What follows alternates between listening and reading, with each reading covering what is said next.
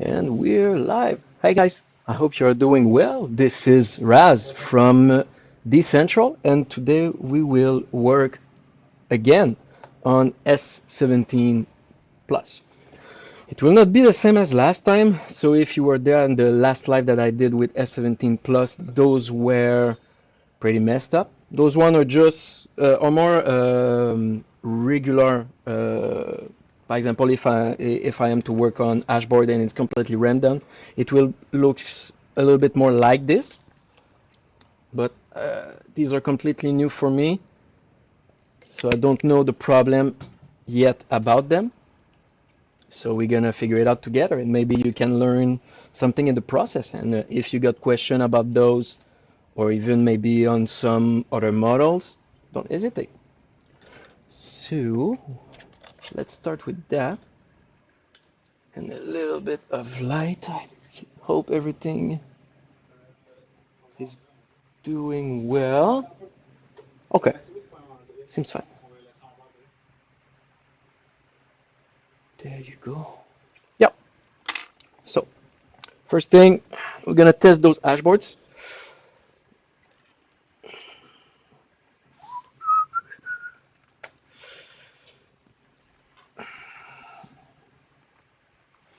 A little visual inspection.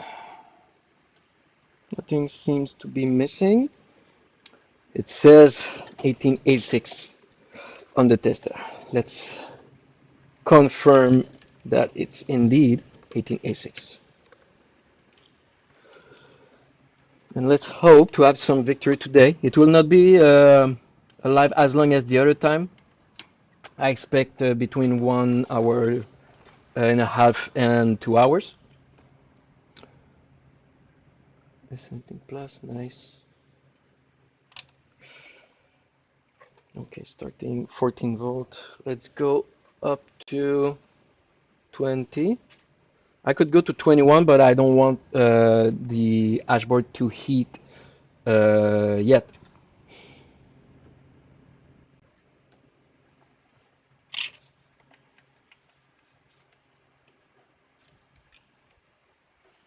Let me just maybe. I am not on my desk, so if you're a repair technician, you know the struggle of working into somebody else's place. It's everybody got their own habits, so I just need to get used to it for the time being. There you go. So I'm using this little cooling fan so it will not heat as fast as usual. So let's do that right now. Okay, 20 volt S17 plus detected. It's a positive. And then, oh, it is indeed 18. Let's take a look. Whoop, I'm missing an important part. I want my needle right over here. Nice. Let's start again.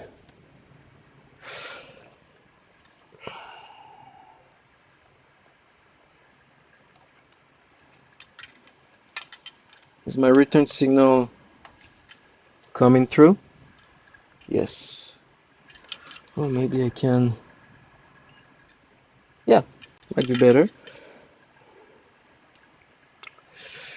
Yes. I got my 1.8, 1.8. I'm always starting with the ones the closest to me. It's easier to diagnose. Okay, and then start to. Oh, no, never mind. Everything is fine right here.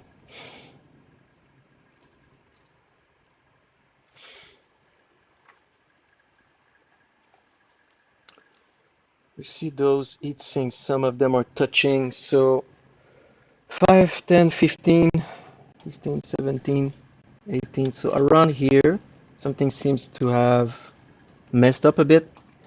Could even only be the heatsink. So let's continue the diagnosis.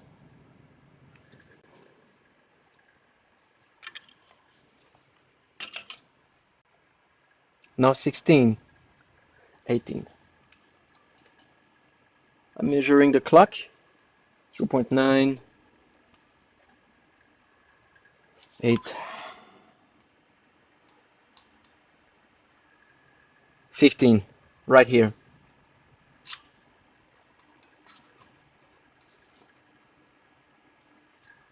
And then 0.3, so definitely something's going on here.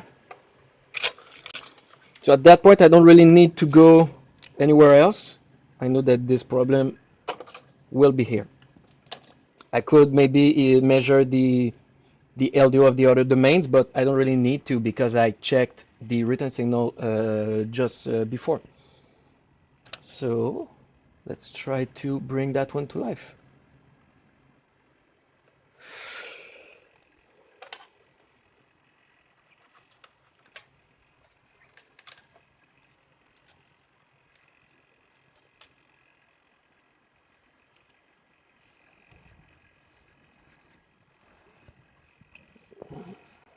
Okay.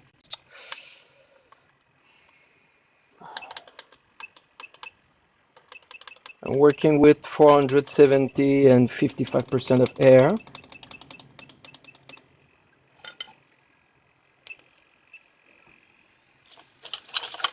I like to use those bend tweezers so it's easier to pry.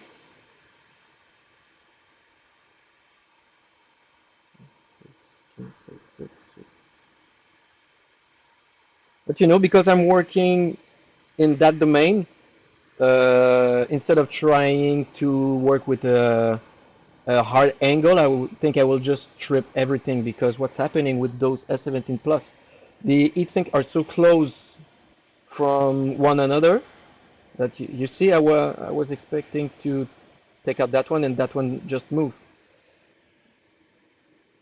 One, so I will just take them all out.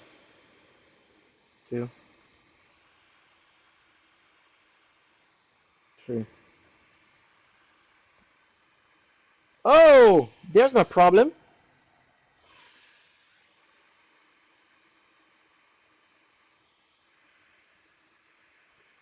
So that is what we could call a false soldering.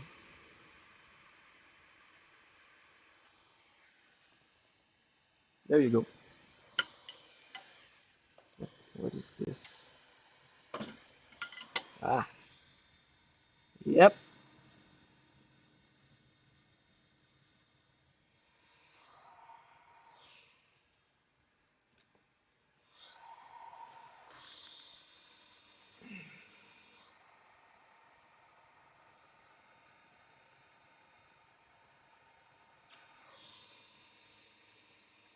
Let's cool it down a little bit.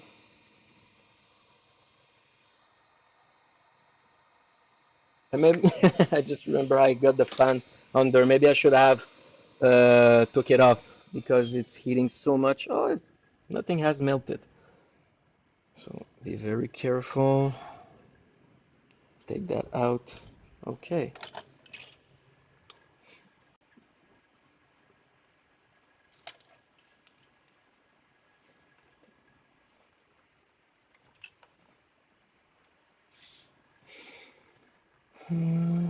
So because that one already need work, I will go right away and take out the heat sinks under.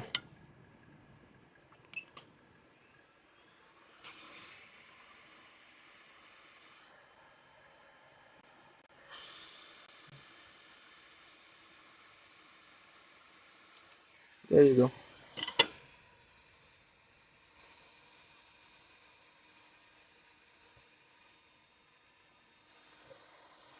Now I need to have new chips.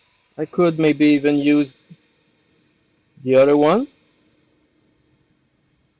Where it is? Here. You see? So that is not good.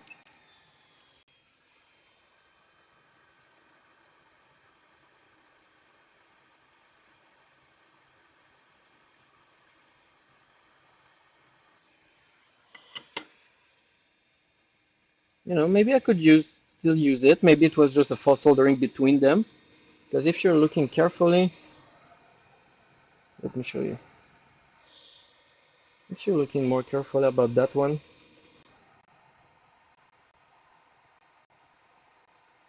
the welding was only on one side, just that small side. So maybe I could take the same one and try to reapply it. You know, yeah, maybe I could do that. Let's try it, and if it's not working, I will take another one.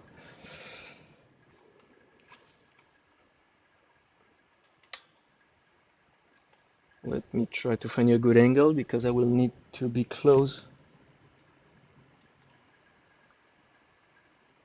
Well, that could work.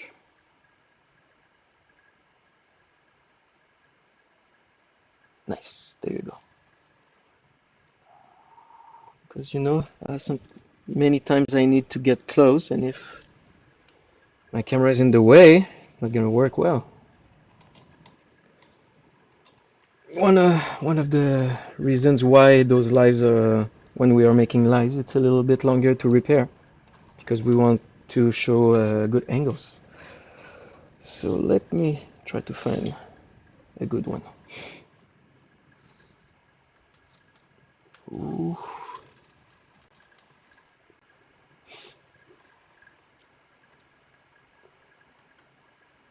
Oh, I think I got some.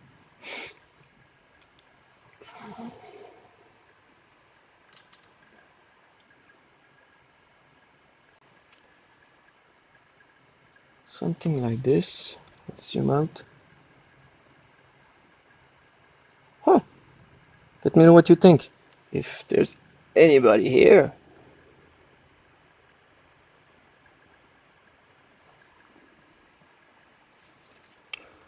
Okay.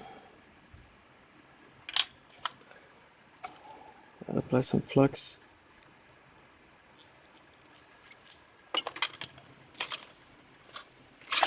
Let's have my small tweezers. The big one.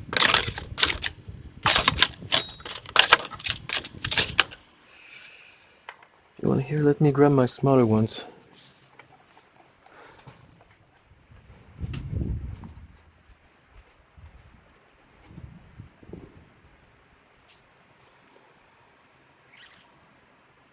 Hmm?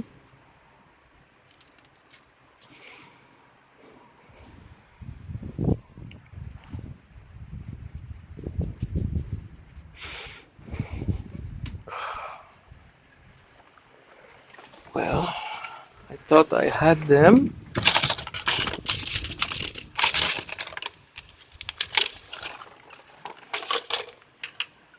Okay, it's gonna be that. As I said, if you don't have the exact tool that you're used to work, it's a little bit more bizarre to work with.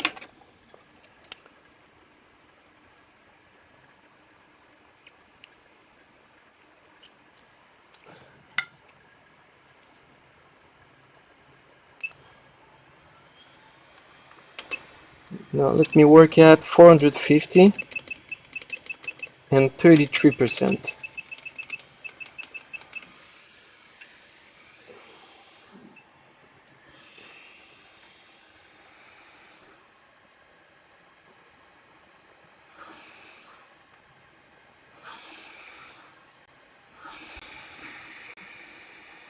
And let's be very careful with those other heat sinks on the other domains. You don't want to create more problems than there already is.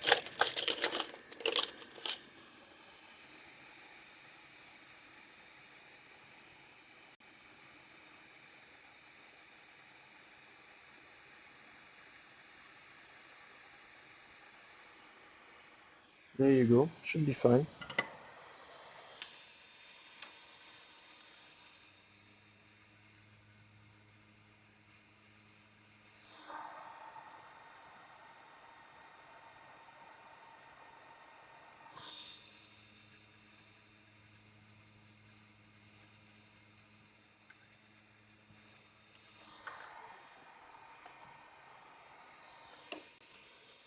Let's measure the diode values afterwards.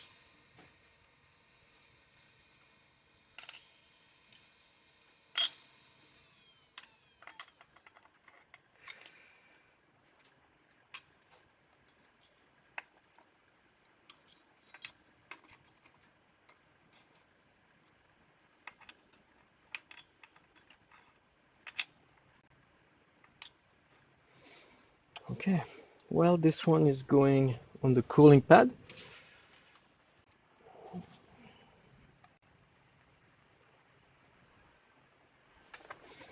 Let's try another one.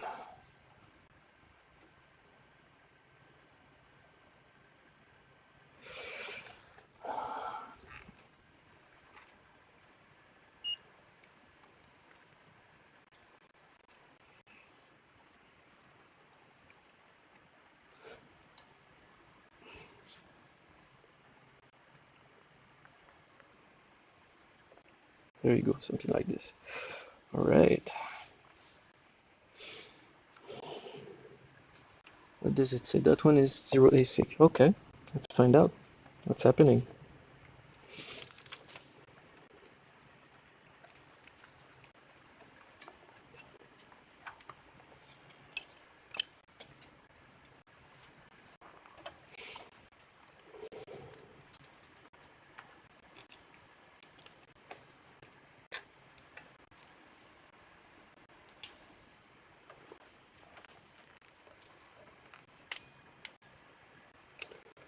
You want it sink a little bit sideways, that one.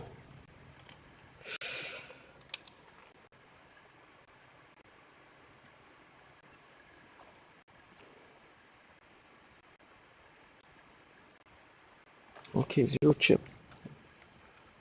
Another one here a little bit sideways.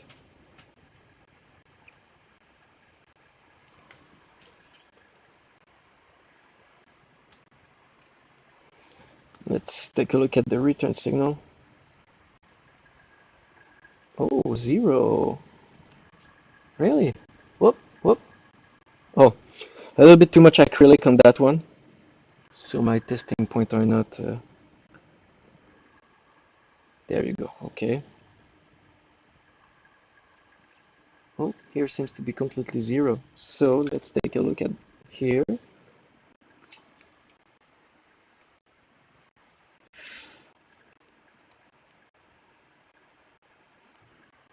So here, oh, okay, never mind. Return signal is fine.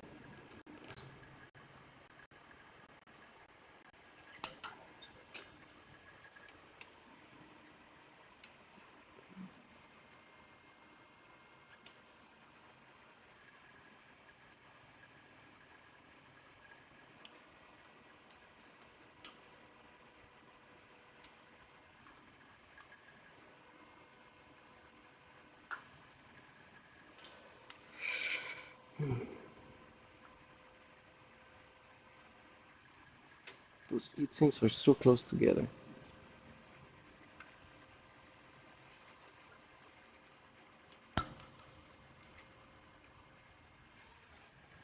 Okay, from here it's starting to have a little problem. Oh, and then full A6 when it's getting too hot. Hmm.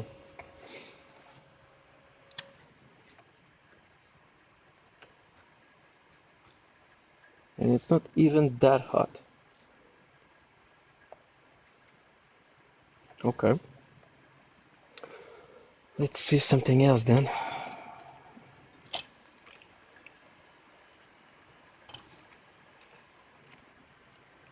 Maybe if I'm taking a look at the resistance of each domain, can I have a better angle?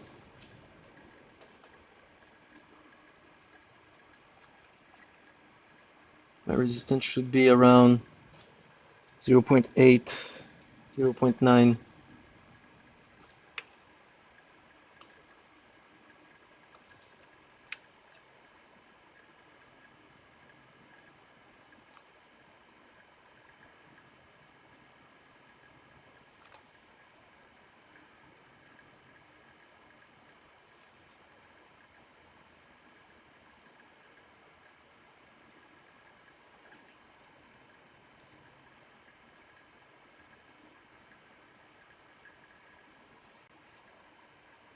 It needs to go through the acrylic that is stuck on those boards. Everything seems fine.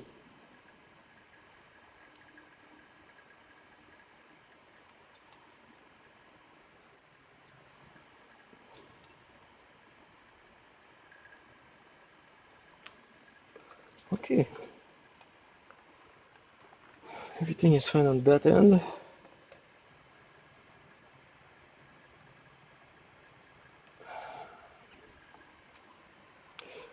Let's try again.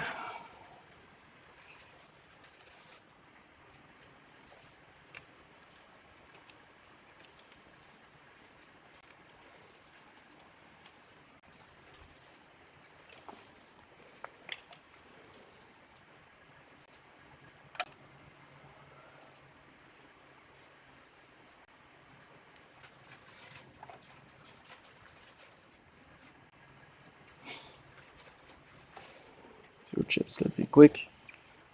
So here, so you know what? Let's no, it's gonna be working, but half the time. Let's try to do it on the other side because you still have access to the testing point on the other side. It's just reverse. So like this, like this. Okay.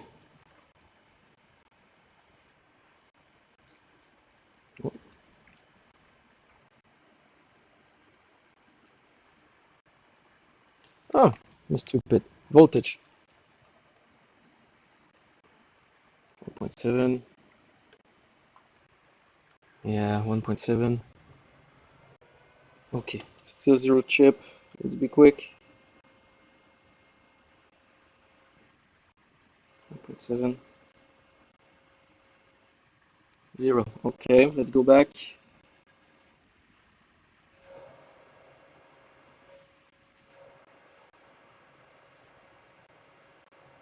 Huh.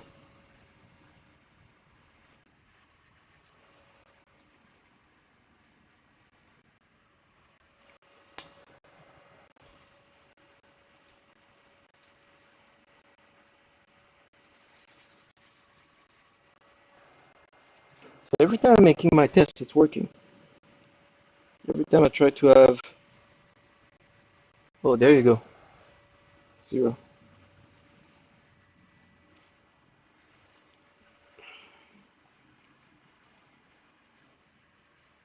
Cool.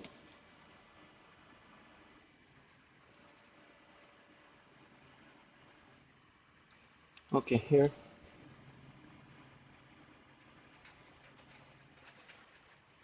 Here.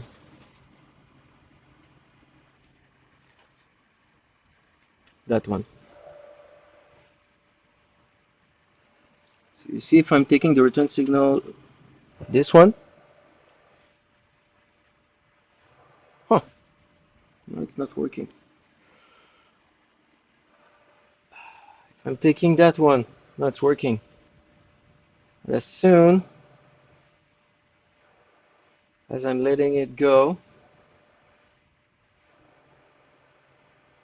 65 chips.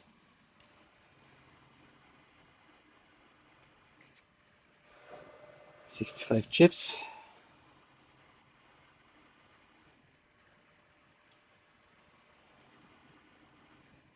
65.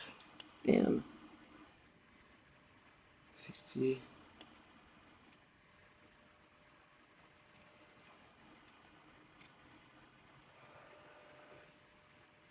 It's completely out.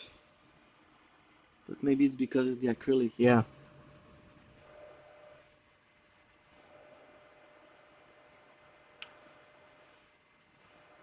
And now it's full. 63. So that one could be a good candidate for jumping wires. Let me go grab that.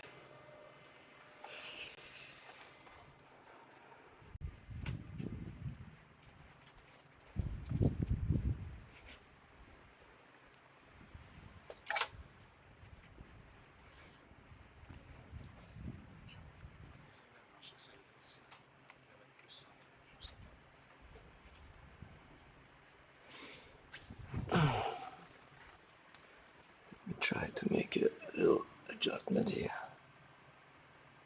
Oh.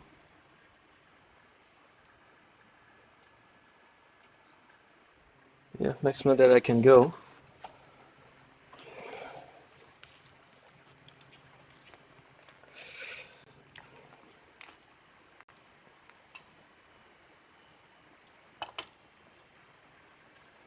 So about those jumper wire, the technique consists of jumping the return signal with the LDO 1.8 of the chip, and it will makes me a little jump on the tester.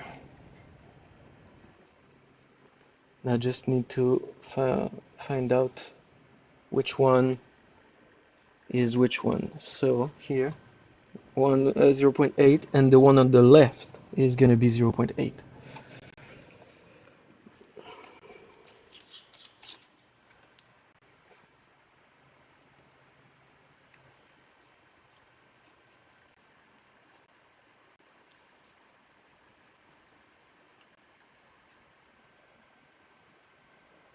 So you see, because I'm jumping, it's going straight to 55. If I'm jumping to the other one,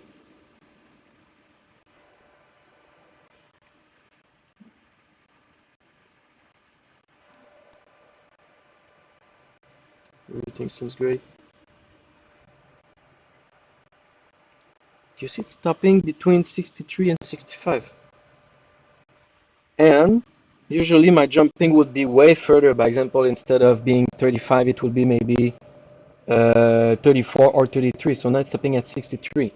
So this is one symptom. The second symptom, if now I'm touching anything, I'm not touching anything and it's between 63 and 64, if I'm looking at the heatsink right here, it's a little bit sideways. So that could indicate me a little chip problem because now there's a variation between those two.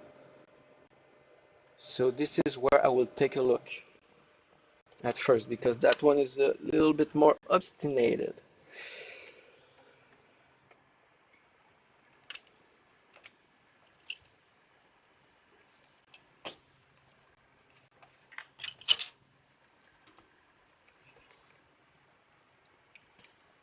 So let's do that.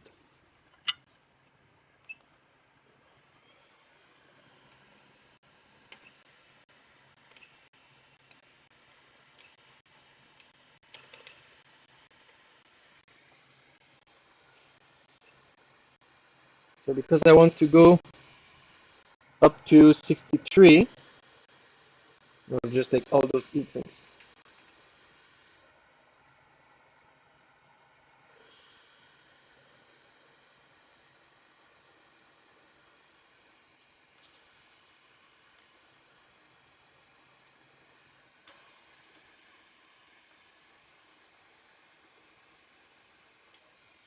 Ooh, that one is a little bit messed up. And it was way too easy to take out. Look. Sorry. Look at that.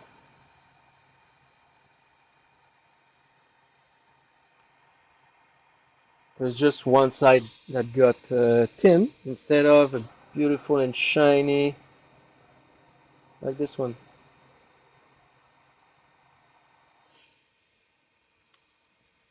So if it's not a problem, if it wasn't a problem, it would have been a problem. But so now there's two things that is indicating me that there's a problem here.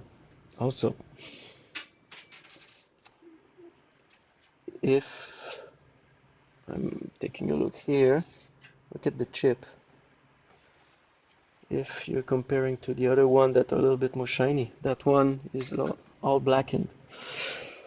So let's work on that one. And there's also a little solder ball right here. So maybe overheat. I don't know.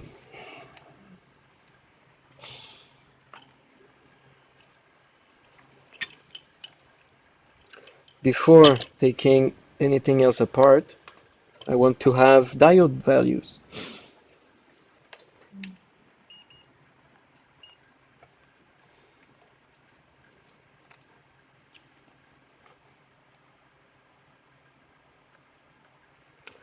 right, let's take a look.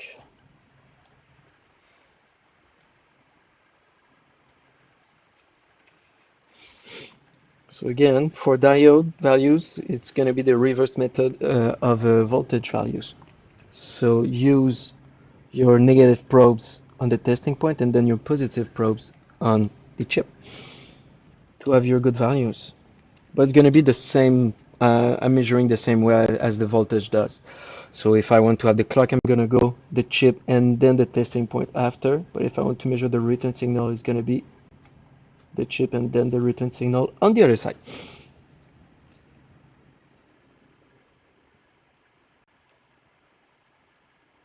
So you see here, there's many variations. So 13, it's already too high.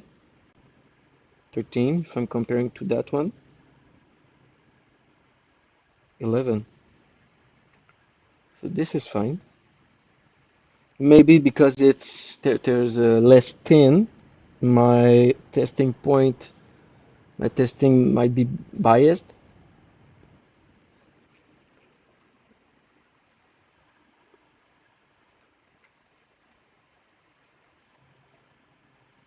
I think this is the return signal, it's way too high. So yeah, let's try that one. If I'm taking a look at the clock of that one, it's 11. So even more confusion about 63. Not confusion, but even more certainty. All right, let's take that fan out.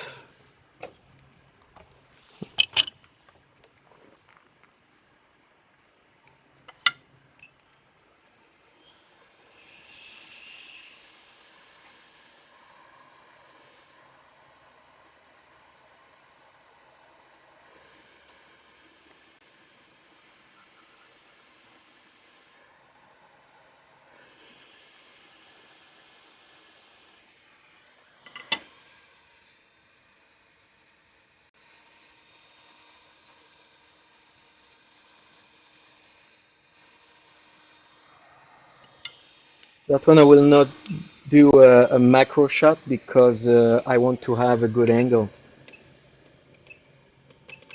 And it's on my right side. The camera is on the left, so for now.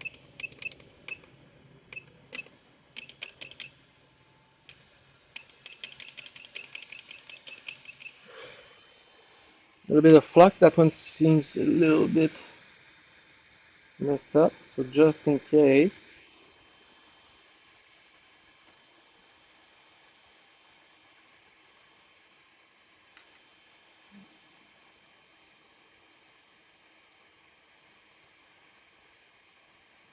let's wobble a little bit, play with it. There you go. Ooh! And let's take a look under it.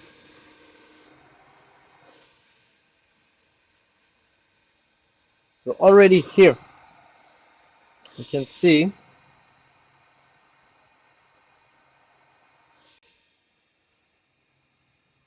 that the chip was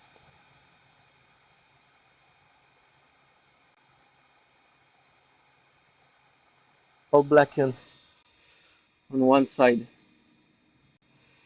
And if we take a look here, again, if we compare to the other side, yeah, we don't see it that well, but there's a lot of tin missing. So no wonder why that one might cause problem. So what I'm gonna do, I'm gonna heat it a little bit more, and I'm just gonna reapply evenly the tin.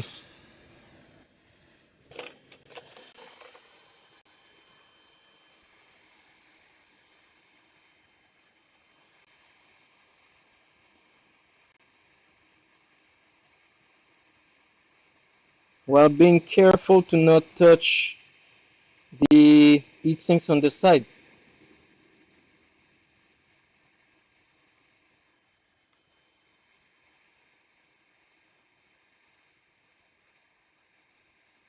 You see that one is so messed up. I will use a little bit of flux.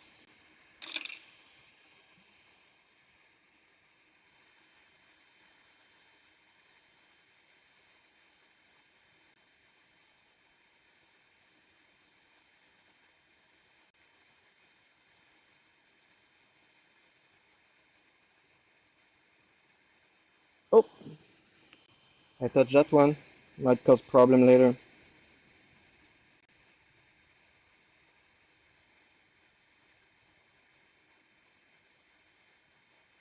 You know what? Because I need much more work on that one, I will just strip everything apart. The two last domain. I'm not I'm not messing around with those ones. Because now that I've touched that one, I've seen it moved. I don't know if the chip was weak or if the chip has moved. So I don't want to take any chances. And you see, or I will show you after, there was already a problem on that one too. And that one too. It's not supposed to come off that easily.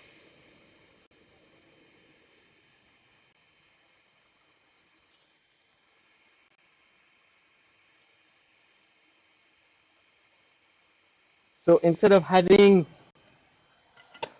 other surprises like that while on the way, so you're trying to repair something and then without notice, without noticing, you're touching the other heat sinks, and then you can maybe move or bend another chip, and then you think you just did a good repair, but instead you created more problem. So instead, I will control my zone instead of the zone controlling me. So you see those ones.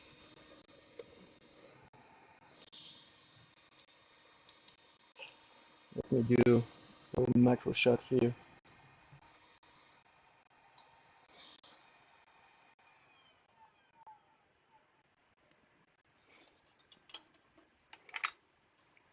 So if I'm starting here, so 65, 64 is great. 63 is the one that I was working on. So look at the right side here. It's supposed to be all beautiful and shiny like this. Instead, it's all blackened. So that one is a problem. The one after, the one before that, 62, felt off easily. So that will have been a problem afterwards in the machine, maybe. 61 is great. 60 is great. 59 is great. 58 is great. 57 is all blackened, so that one is problematic. Almost completely oxidized. Here you see that part is good, but all that part is directly on the chip. Almost completely delaminated, and that one is fine. Maybe yeah, maybe I will change that one too. But before that, I need to take care of that side.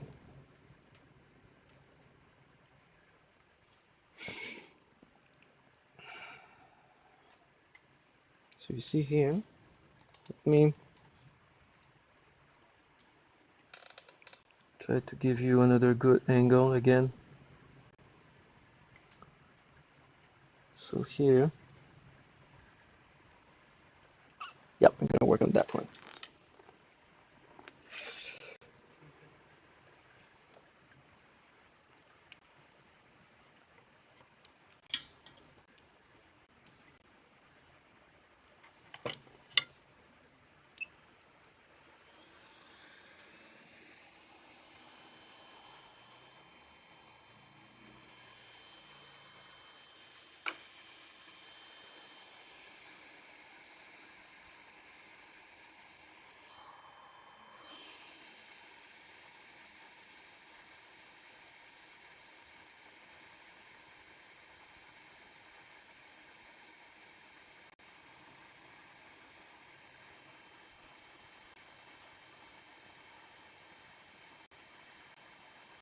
You see here, maybe there's too much work for the air gun.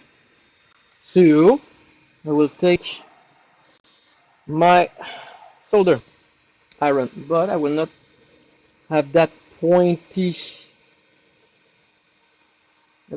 one. I will have, I like that one. I like to it on that one. Like rectangular. I got better angle. But again, each his own. Sorry, I got a little bit of difficulty with my English today, but you know, happens. It's Friday. It's been a good week. I will work at 400.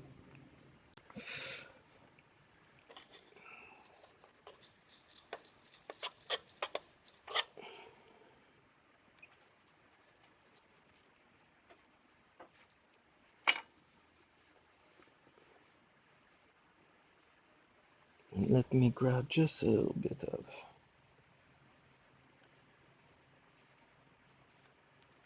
of tin.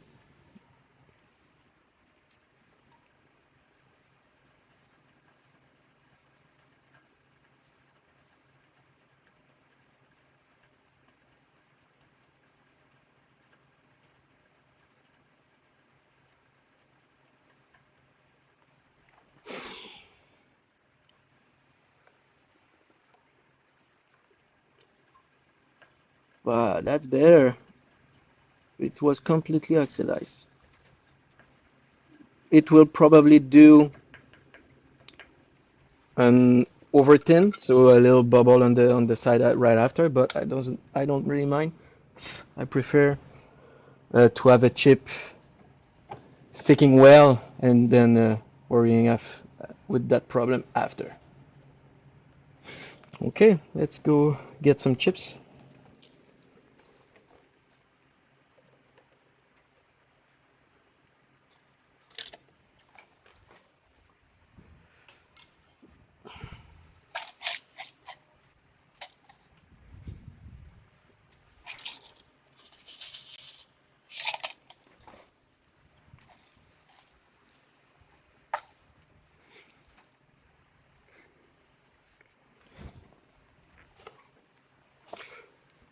Okay.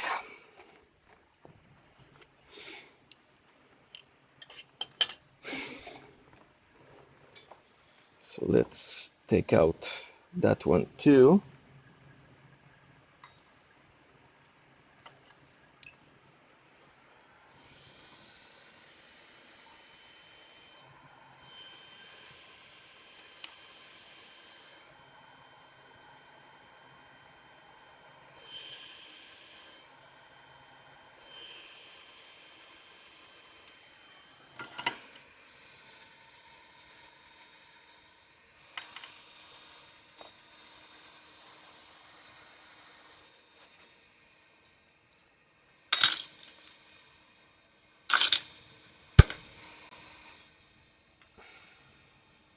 I could try to reuse that one, but not yet. I prefer to, if I'm working on many dashboard, I will all the ones that I took out from the dashboard, I will work them after to see if there's might be still be good, and then retin all of them at the same time instead of working on them one by one.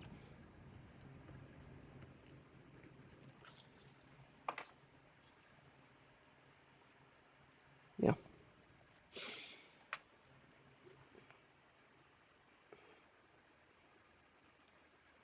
Nope, that one's not gonna work. That one.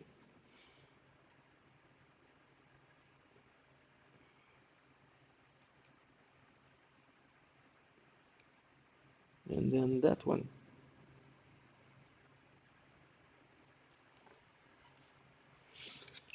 Going back to 550 and 33% up there.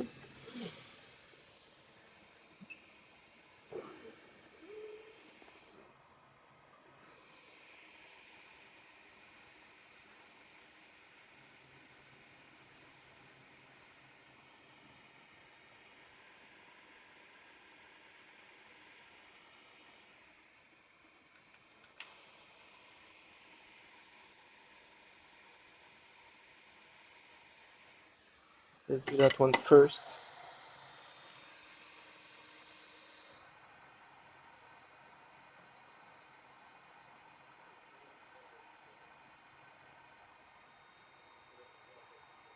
Well, not yet. Let me see.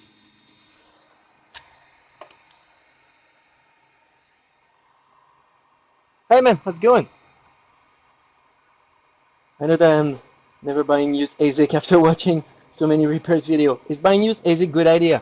Well, depends. So those ones are S17 Plus. Honestly, S17 Plus are the worst to buy used. The more reliable in the 17 generation would be S17. In my experience, those ones are much more solid and have way less problem than those. But you know, those ones are a good candidate for upgrades. So instead of having all those heat sinks, those 65 heat sinks, you have two or even maybe sometimes three big heat sinks. It creates less problems and it's more reliable because this is a great machine. It can have a hash rate of like a 75 T around that. And if you're putting the upgraded heat sinks, you can go even further than that. So you end with better thermals. By example, oh, thank you. My colleague just showed me that one. So you see, if so, this is the exact same model, but instead of having all those heat sinks that can fall off and go on the side easily, those ones are very more solid, and you're putting thermal paste instead. Merci, merci.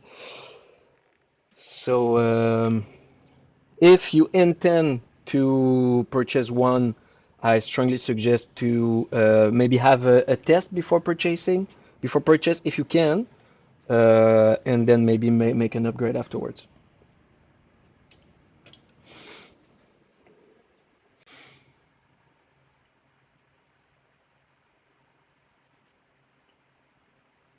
Ah, even buy new ASICs. Yep, Jonathan is right. But in the 17 gen, I strongly suggest S17 for used one. S17 Plus like those, if you want to have more hash rate, I strongly suggest to upgrade them.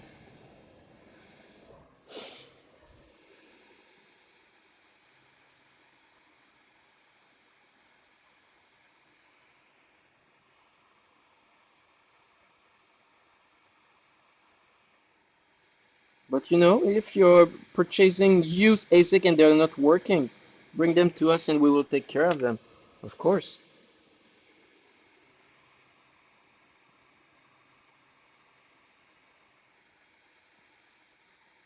We are in Montreal, Quebec, Canada, but you can ship to us without any issues.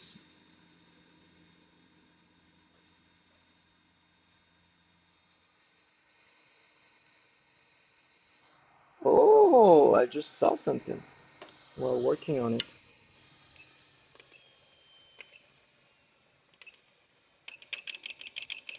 Let me show you. Here, there's a little capacitor that is on the side, right here. So I will put it in its place and everything should be fine.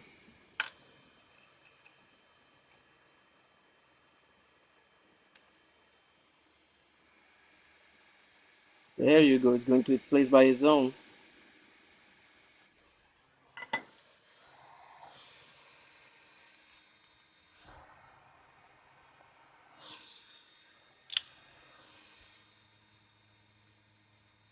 Whoop. As expected, a little bit solder ball.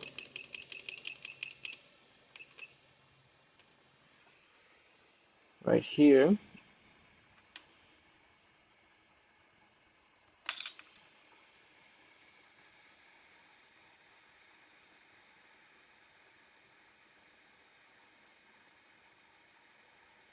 One,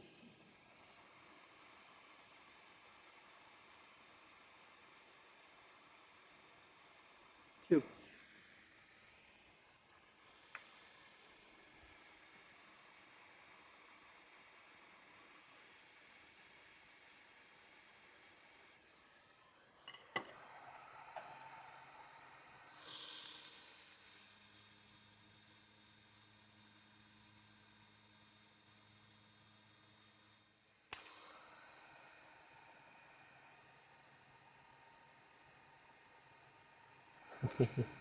Indeed it is.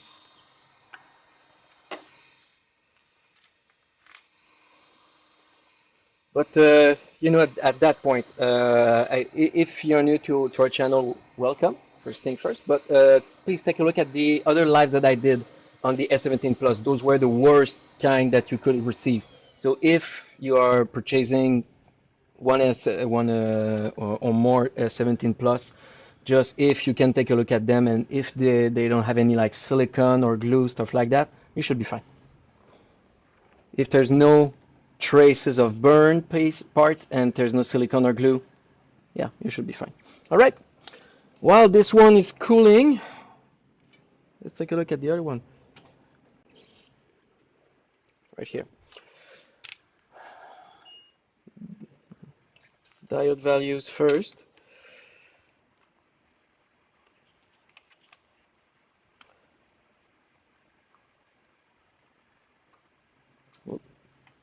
Here, 12, 12, 4, 4. See, it looks good to me. Here.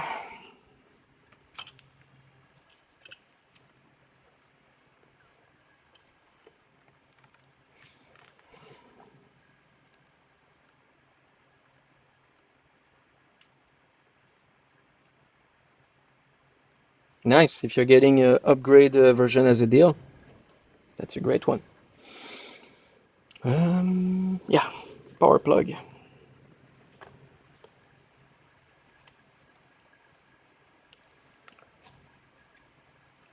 All my wires are entangled. All right.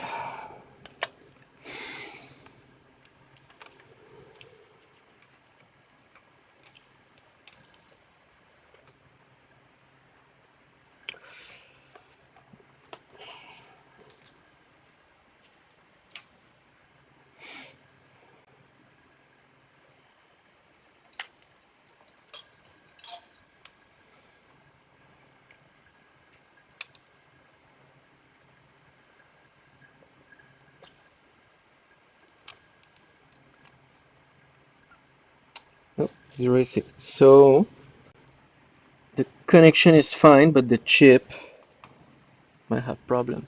But even before that now,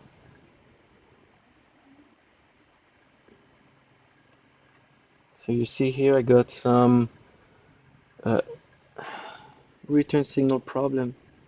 Here that's completely fine. Here it's getting weak and weaker up to 0 almost. But it doesn't mean that it's the return signal might be the LDO. LDO is fine in the because the LDO are starting here and going all towards the domain, and then another LDO under of 0.8 is coming back between the second and the third. So let's take a look real quick. Okay, outside is fine, inside good, outside, whoop, outside fine, inside good. Oh, problem here. Oh, it's 0.8 and the other one is 0. So maybe my chip is a little bit sideways, or maybe it's just the chip that is faulty. So let's change that.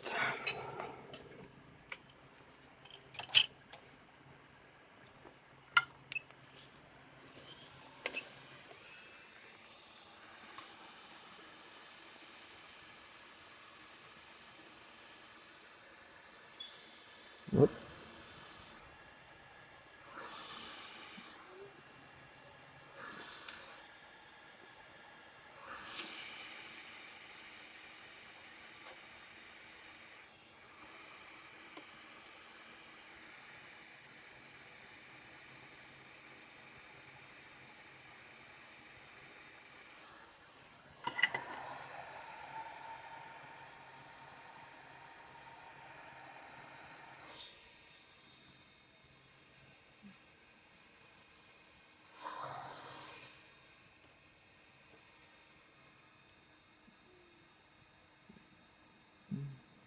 You know what? This station is not mine, it's the one of Jonathan, but let's take a look at how he's working. So I will not change any presets and let's find out if I prefer that one or mine. Of course I prefer mine. Mine is better. But you know, I will give him a chance.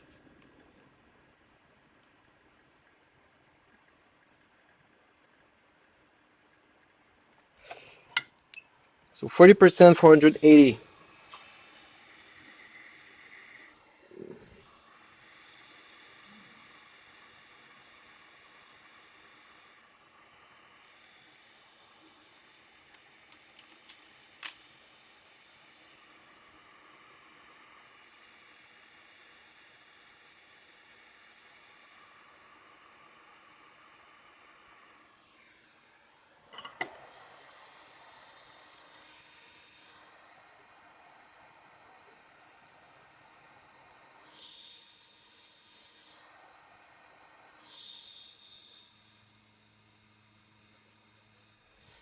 Let it cool down a bit. Next.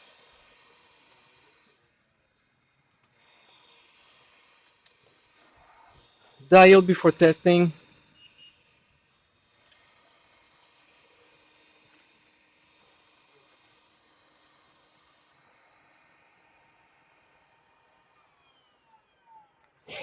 Let's find out. If it's not working, it's completely your fault and your setup. So you know we have so much different setup. I'm left-handed, he's right-handed. So every time that I'm doing lives, this is why it's taking a little bit much time, or I'm a little bit late on those because I need to reverse everything. So that one diode 12.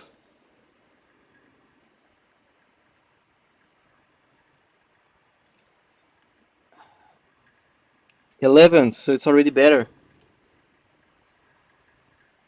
Let's take a look at that one just in case. Good. So I'm most of the time, just to be a little bit faster, I'm checking like 3 testing point diode values. Clock, BI, and then return signal, but everything seems fine. Let's take a look at the return signal of that one. All good to me. Yeah, good price. Just the chips value is worth it. Yeah. Actually, it's almost cheaper than to purchase new machines than trying to get new chips. And most of the time, we are using used chips. All right, let's try that one.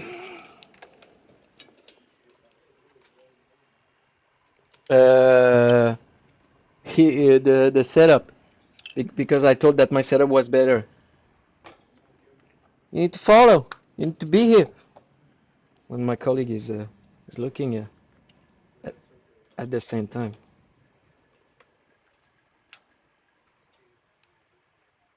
But yeah. Okay. This.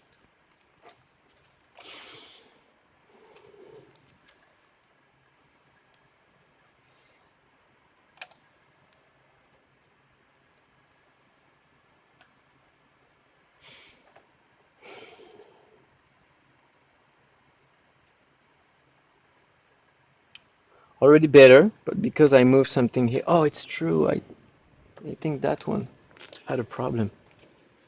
So let's take a look at return signal. Return is fine. Return is fine. Great. Great. Great. Oh, great. I forgot that one. That one is, well, it's, 57 is not that much beautiful, so I might just change it anyway. And even at that, my clock is completely zero and probably 1.8 here. Yeah. So what's happening afterwards? If that chip is problematic, it will make a jump with the clock. So if I'm measuring clock of that one, it's gonna be zero. If I'm measuring that one, it's gonna be 1.8. and then 0, 1.8, and so on. So, three reasons. My tester is stopping at 57. First symptom, second symptom, normal clock on that one, but that one is going to 0, second one, and third one physically doesn't look good. So I don't need any more reason to not change it.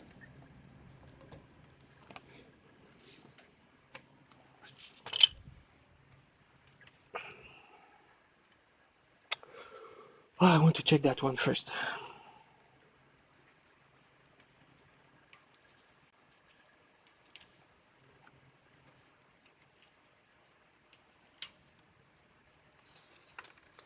Let's take a look. Diode.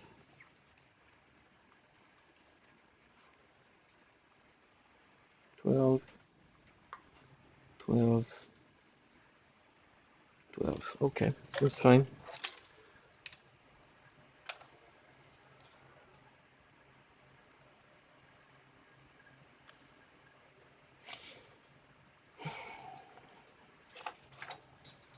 Again, 0. Why? Maybe the chip, maybe something else. That one is not really great neither. But now my return signal is coming back.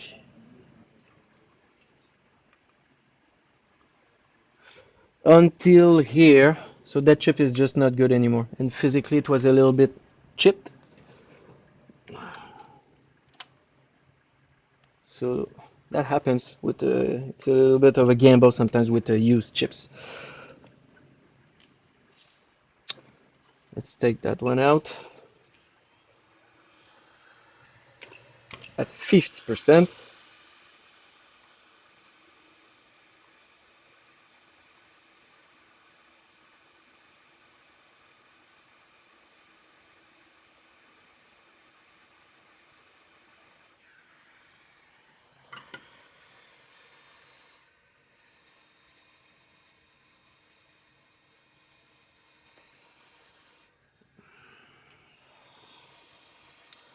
I will let it cool down a little bit and take that one.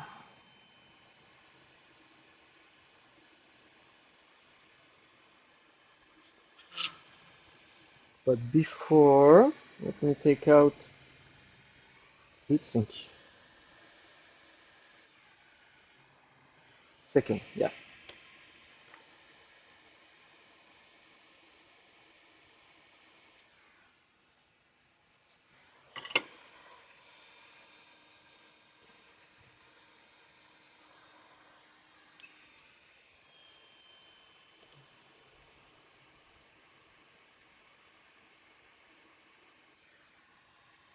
Again, if you take a look at that one,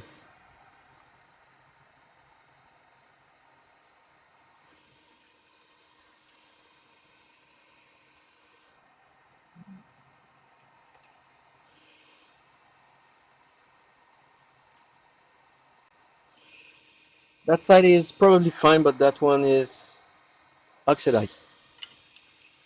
So I will work a bit with that one.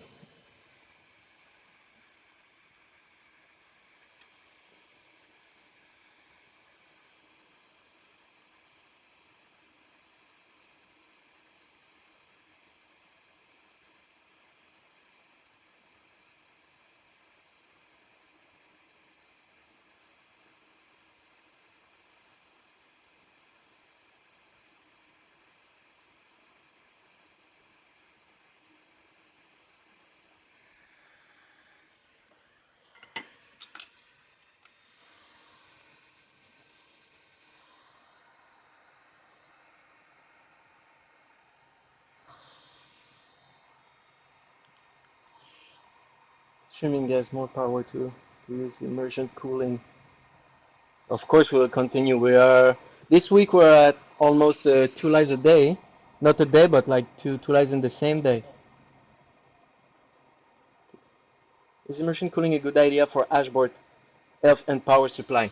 Depend of your type of water cooling. In my perspective, if for some people water cooling means taking your machine and putting it in an aquarium with Mineral oil, it's a really bad idea. But if you have a specialized system for that, if you're making, by example, almost the same thing as a CPU water cooling, what we can call an AIO, all water cooling system, all-in-one system, that might be a better idea. So your heat sinks will have water passing in them and then have a radiator on the other side. That might be a better idea than just putting your machine in immersion. This is my perspective. And also, if you're doing immersion and you don't need fans, don't put your fans into the water system. You will break your fans, and it will create more strain on your system. Now that one is ready. A bit of flux.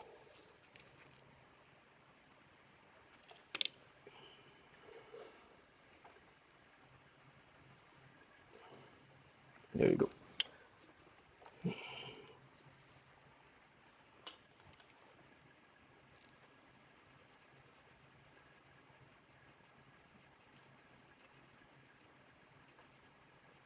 Because many machines that we had in repair were coming from a water cooling system, even S19, even 19 generation. But those machines were in like a complete immersion and sometimes can create some problems. And what's happening is that every water cooling solution, most of the time, it's oil. For example, mineral oil. And because it's an oil, all your plastic, most of the time your plastic connections and some plastic parts on those ones. You see, by example, those MOSFET have some like resistance thermal application. Most of the time it's epoxy. But by example, your IO port here, it can dry and crack. And then you got a system that is not working anymore because all of your plastic is just drying and cracking and you're not. So you just purchase a big water cooling system, making immersion, and then your machine is still breaking. Not good for, not good in my book. All right, that one.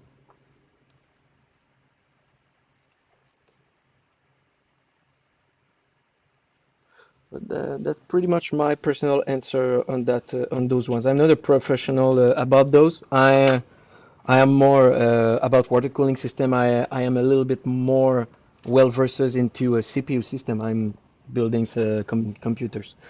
Like gaming computers and stuff.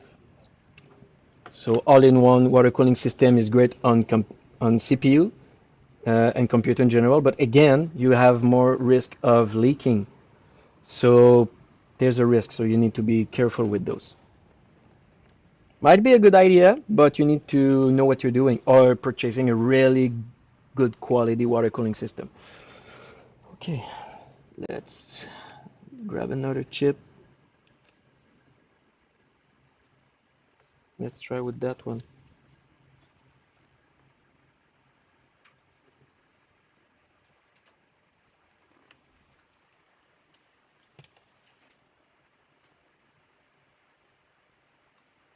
Mhm.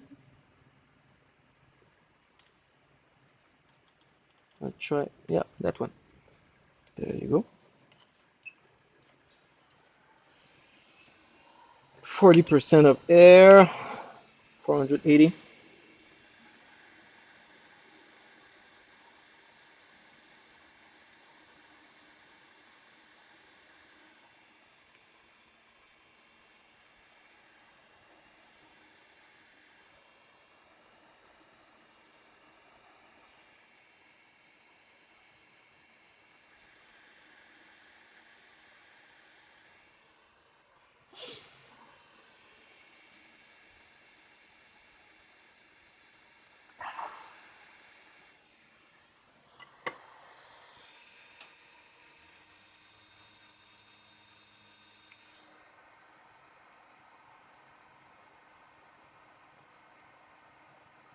You see that chip here is a little bit broken. Might work, but I got my doubt.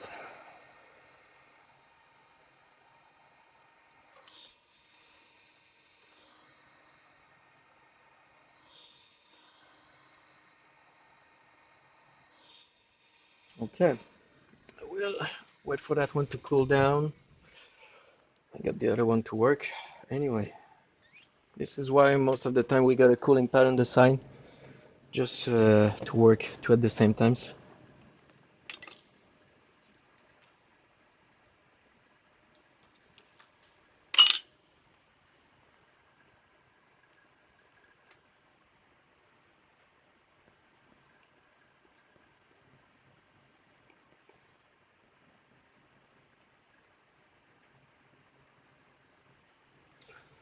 Just clean that one.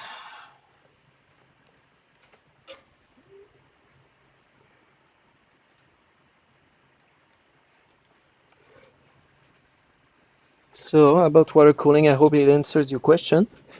And hey man, if you're liking our stream, feel free to like this stream and like our channel, so you will not miss all the other one that we will do. And we also have our Discord channel that if you got any question or if you're interested in what we are doing, it's a very good way to reach us.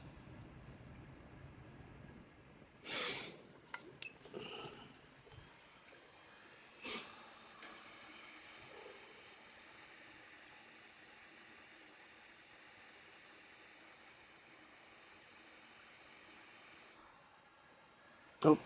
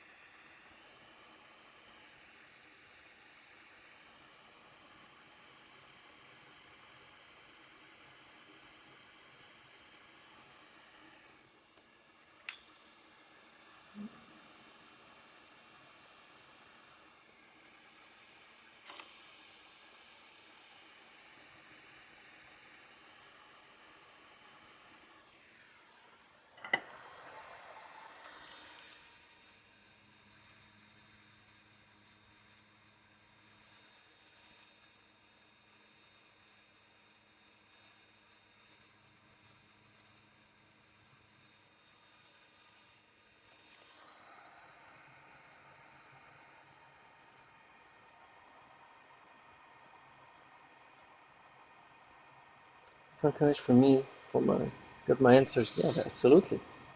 Going with your work. Thanks, man. I have to go throw my GPU and buy ASICs now because of the 8 merge. Yep, yep,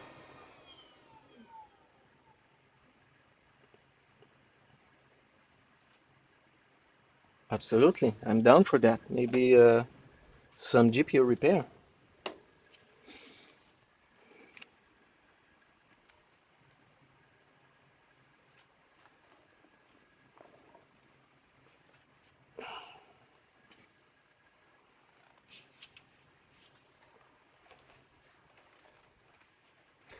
Set 55. Okay, let's try straight up those ones.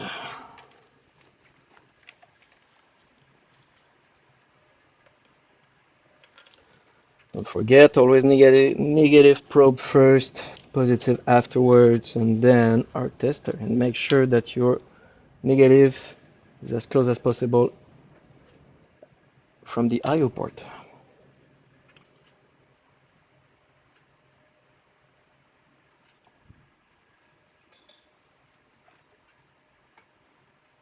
There you go. Nice. Okay. I will just put the fan under it and make more tests.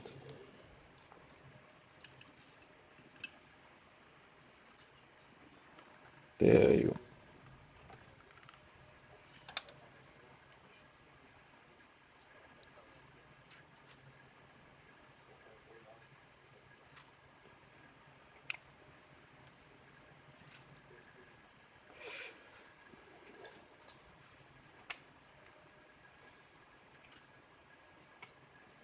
So far so good,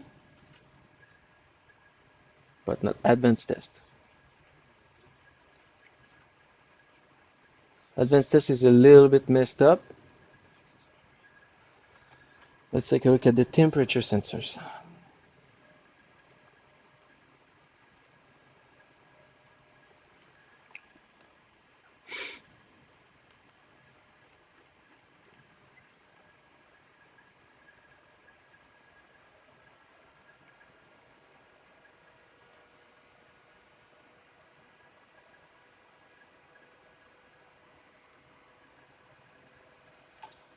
Definitely a problem here. I will let it cool down, but it's getting better and better. So almost repaired. It's not a complete victory, but almost. Could maybe check just some diode values of that one.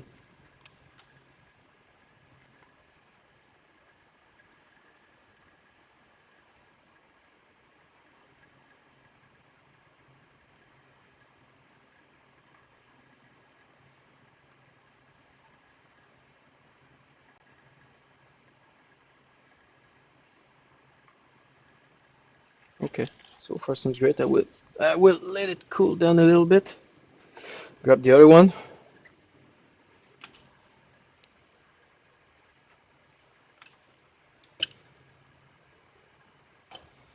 There you go.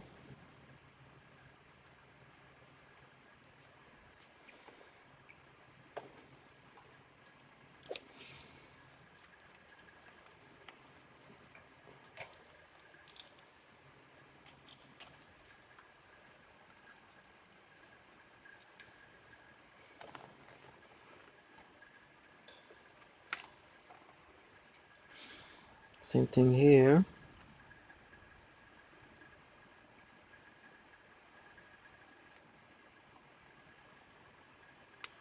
500 it's a little bit higher, but 550 it's again a little bit higher. And here 14. I will still start the test, but I'm pretty sure it's not gonna work well.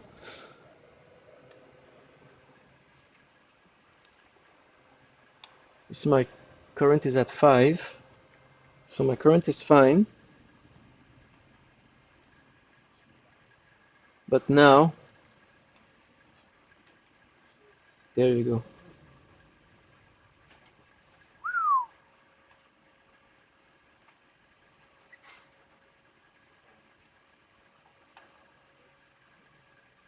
So definitely a chip problem.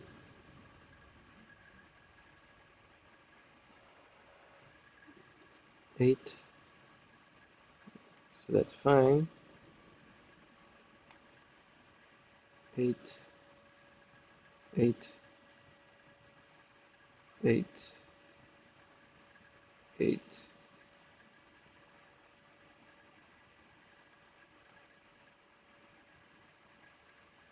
It's a little bit high. Oh, 0.9 and 0.1, so that one is problematic.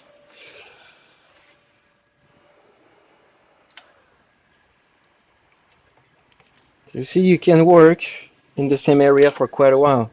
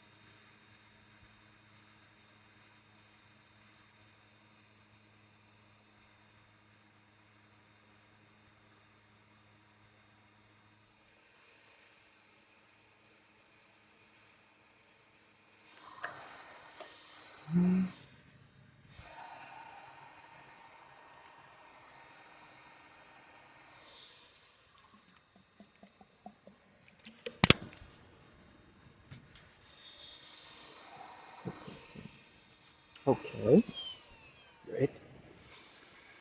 That one on the side, the other one on the table.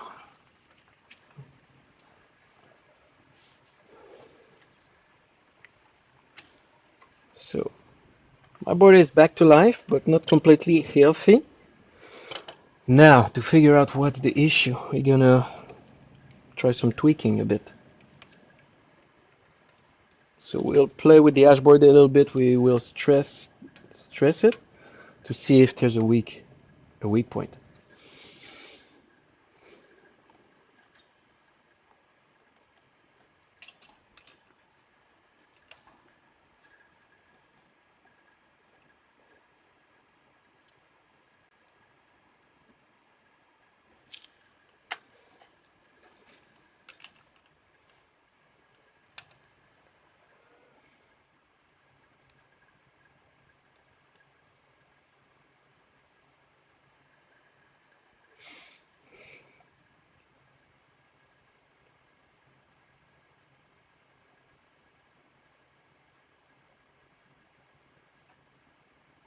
There you go. What I will do, I will check my return signal first and then my BI signal. You see here, my return signal is weak. And there it's good. So this is my chip that was chipped. Chip. I don't even need anything else.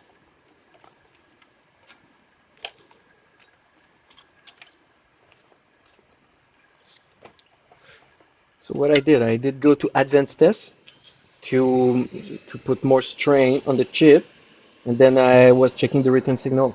Return signal on the other one next before was 1.8. That one was 1.2, and physically it's not it's a little bit ugly. So let's try to change that one.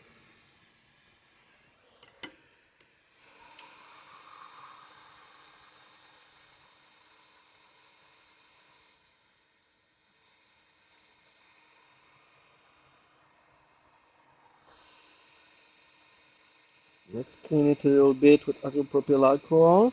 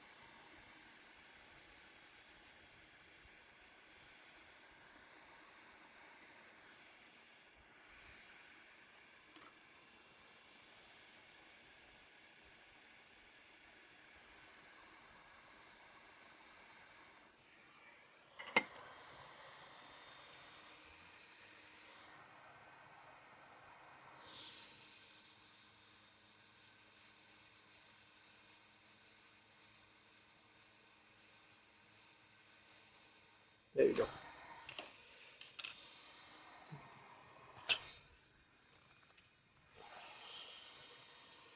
Well, if I am working too much on one board, I could just swap it to another one. I got two more that I didn't even touch. Just I think that those one are not that hard. It's just that maybe most of the time the chips are not sometimes are faulty. And also you can have something that you don't expect. Like the other one that I had two or three chips that were problematic. Doesn't mean that those chips are not good, but the soldering between the chip and the hashboard was problematic.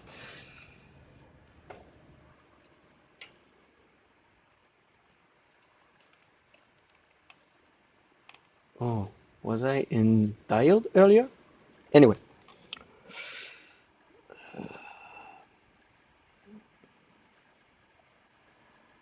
12. Whoop, 180. 180.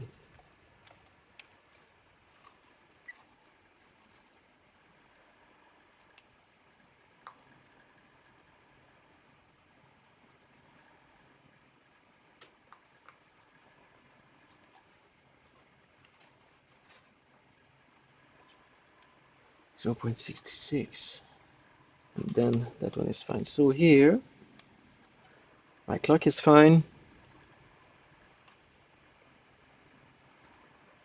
Return signal is okay, but my BI is only 0.18. It's supposed to be at least 1.18. But is it the resistance or is it the chip? Whoop, whoop. You see, sometimes it's playing. I will try to change the resistance before touching the chip again.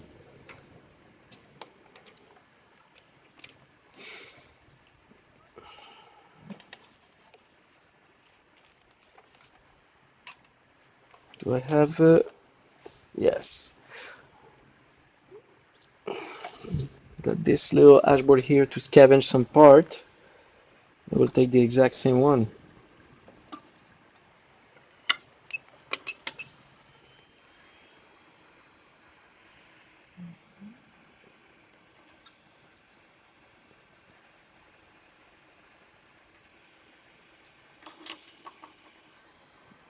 Let me show you this one.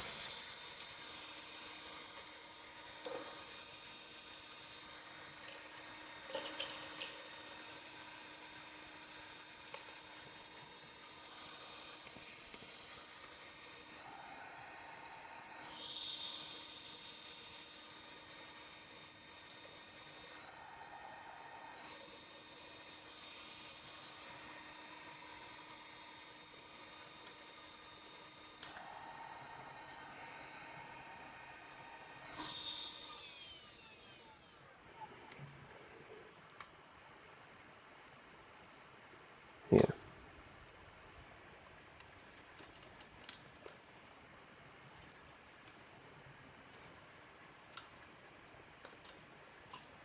Yeah, there you go.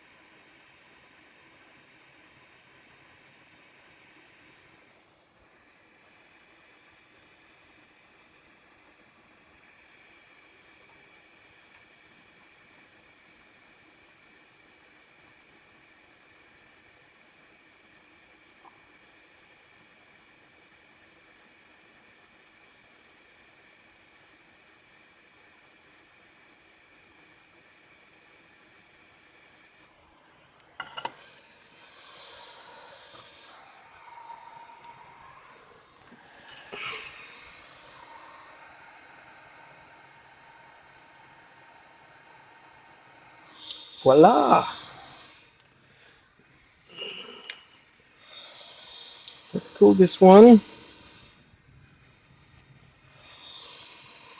I could have checked the resistance, by the way, but why I didn't do it is that I've seen many times that you can test the resistance and the resistance is fine. Even testing the continuity, it seems fine, but there's still an issue. So I was just not messing around.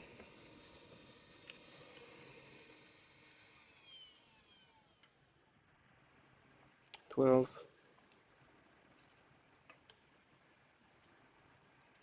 13, it's a bit high.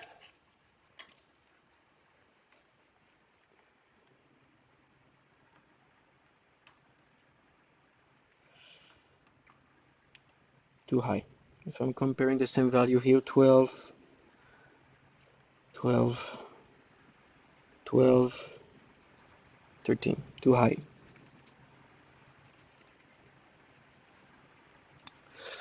Four. Even if I am testing it, just to show you.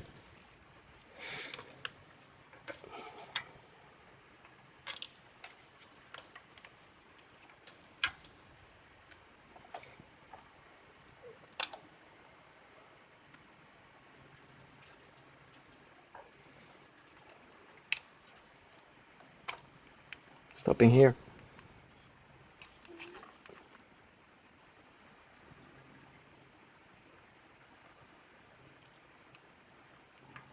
So you see here my BI is 0, but here my BI is 1.7. So same issue at the same place as diode values. So this is why most of the time I wouldn't even bother to try to connect it and see if it's working if it's beyond the good values that are around 12, 20. And that one was around 13. So let's change that one.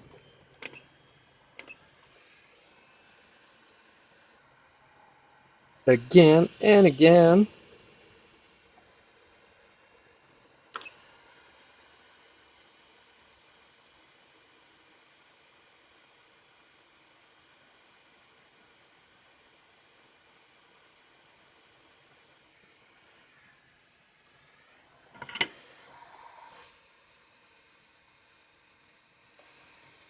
Let me just grab maybe some other chips.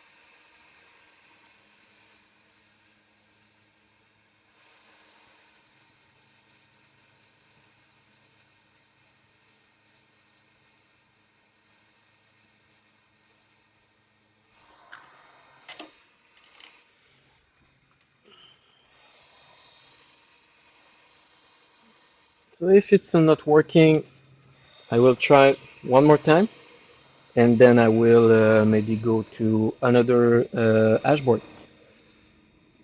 and try them a little bit later. So let's see if it was indeed the resistance. 12. Nope. So it's the chip.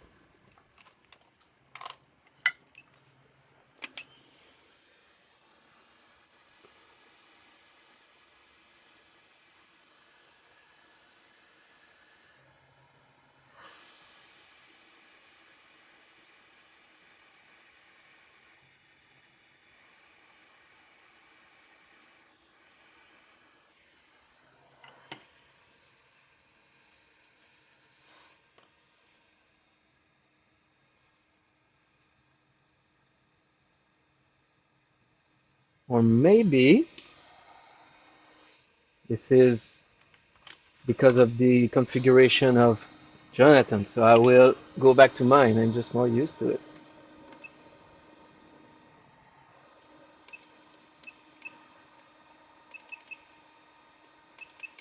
450, 33%.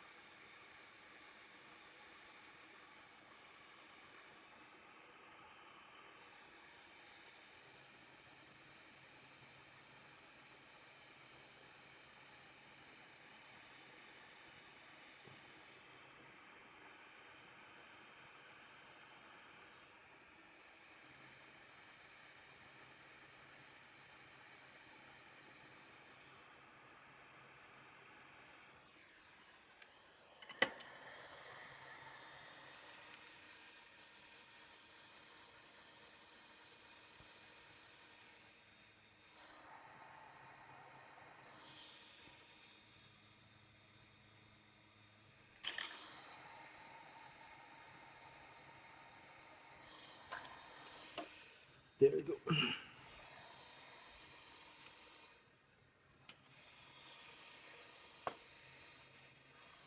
Can put my jumper wire on the side.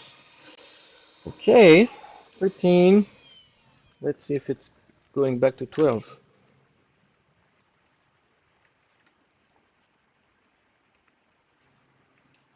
11, 11,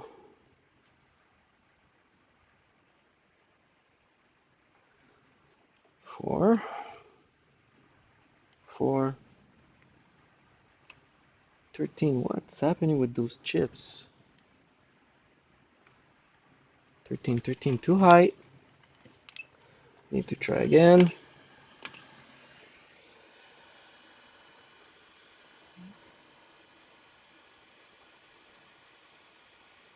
You see, those chips are recycled from used hashboards. Sometimes there's just maybe not enough tin, or just the chip doesn't like to be put on that particular kind of board. Sometimes they can be tricky. I know that there's some different chip batch that we can call bin, but those one are just uh, all together.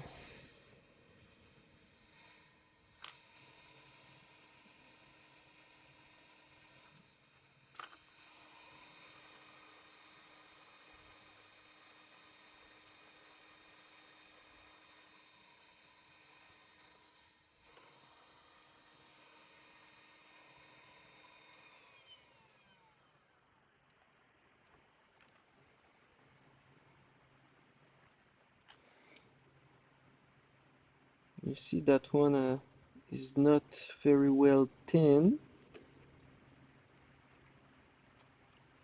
Yeah, I've seen worse. I could still try it.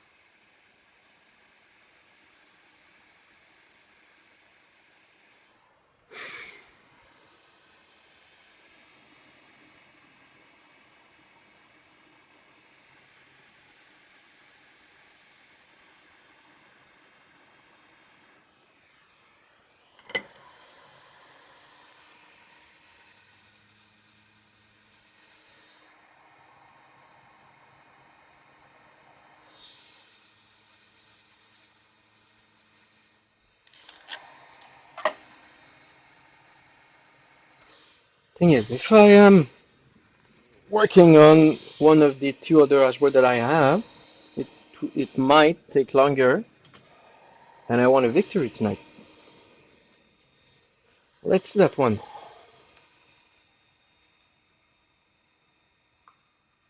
12, 12, 12, 12. So the connection of the chip and the dashboard is good. Now,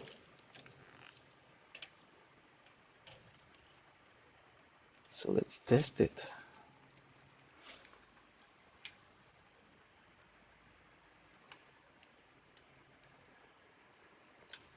In voltage this time.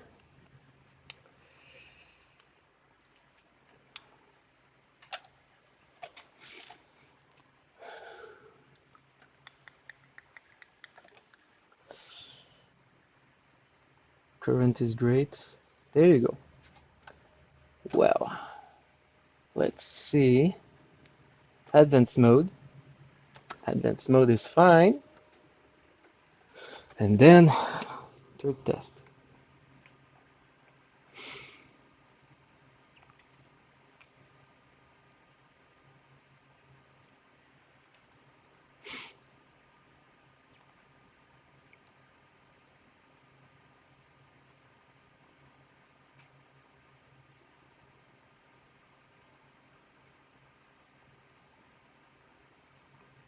And there you go. There you have it. The small victory of the night. Still not, because I still need to put back those heat sinks. And if you saw the previous live stream, it can be a little bit tricky even there. So let's not shout victory yet. But what we can say is that I'm not saying that my AirStation presets are better, but I just put my preset and now it's working.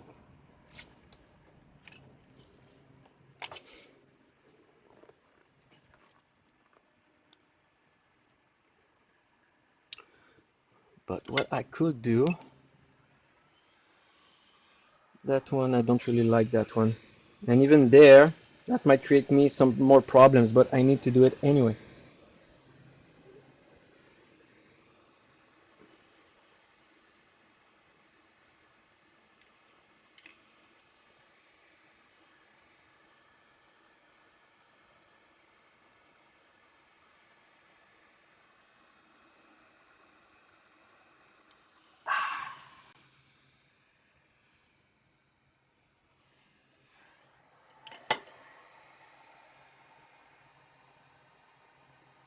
To each his own, exactly. I was kidding. And even might honestly be just a coincidence because I had physically bad chip, and even that one might create me some problems here. So I will clean it and try to put it back.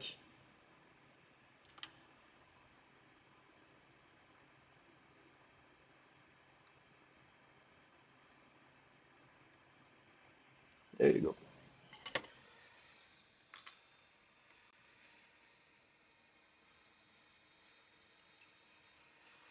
So now I need to be very careful with the new heat sinks that I will put.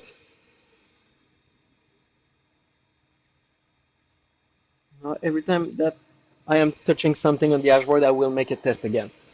So now that I have pulled out that heat sinks, I will wait it to cool down and make a new test.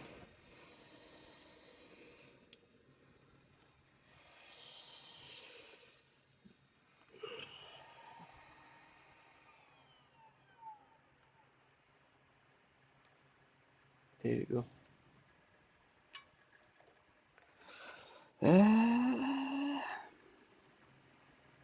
Yeah, voltage. No. Current. No. Diode. I'm switching my words.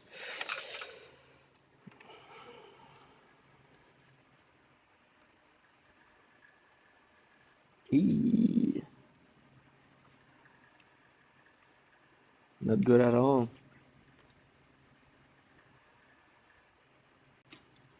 But at this point might be this one. Sometimes the chip right next to it, so before or after, can create a problem. Let me change that one last time.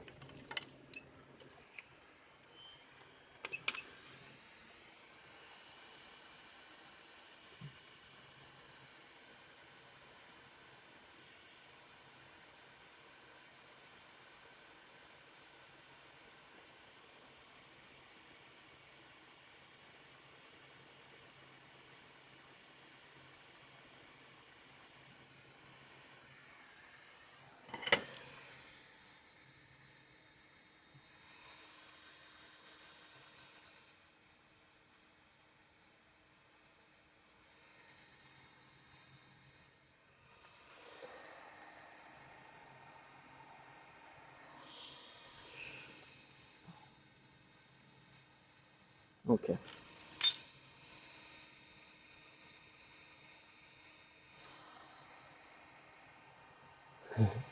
To each his own technique to repair, and absolutely. If you didn't know this, I was completely messing with Jonathan in the live stream. He's my boss and my coworker working with those one, and he's really great. And he's the one risking with even new board. For example, D7 and L7 were completely new. I never work on those, and he took the game to make lies while trying to repair them. So that takes some balls. So he got a pretty good techniques. Just well, I like messing around a little bit. All right, let's repair that one and call it a night.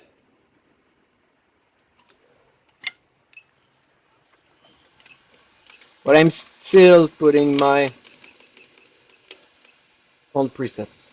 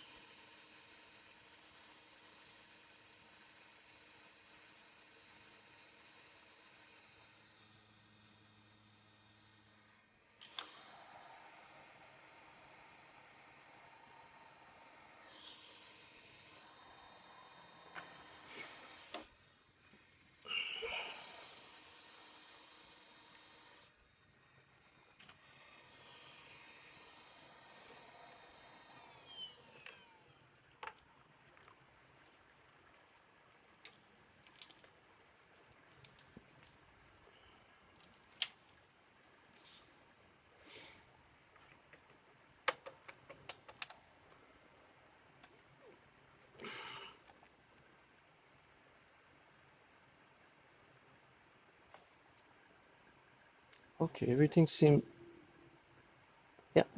fine. So now I can put back those heat sinks. I will start with the one on the back and then the one up front. And I only have one to work with. No, where did I put it? Here.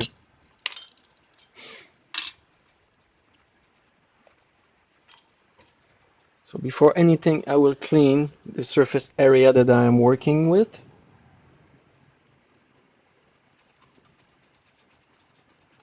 I want to take out the excess of flux.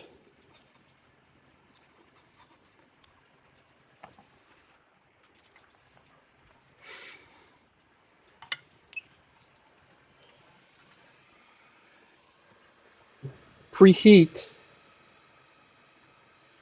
that heatsink until the tin is on its melting point, like right now.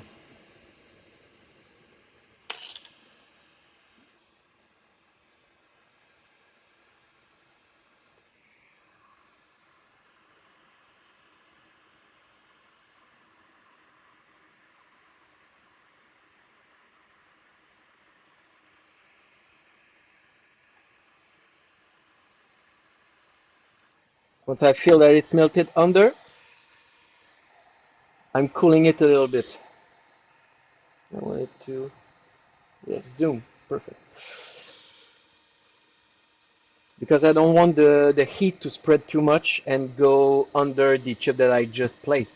So this is why that part is tricky, because now it's on the underside. So maybe the chip could desolder, could do a false soldering between the chip and the hashboard. So now that it's done, I will take it back to the cooling pad, wait a bit, test it, and then I will put the heat sinks on the upper part. That one is going to the cooling. That one is supposed to be better. Well, let's hope.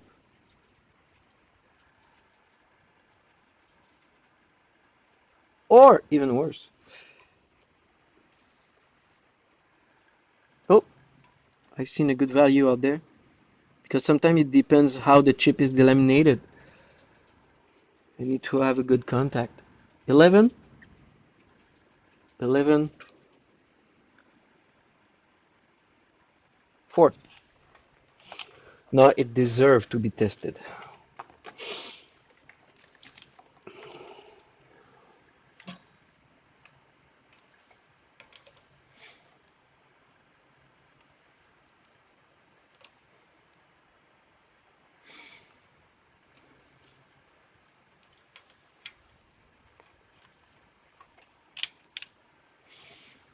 Voltage, everything is ready. Power supply.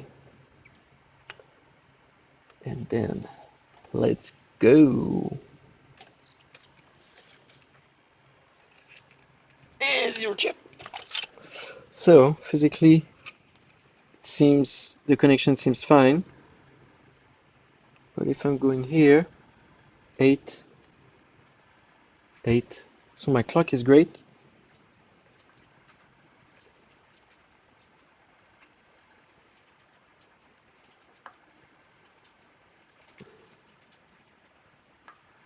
But now something else is happening.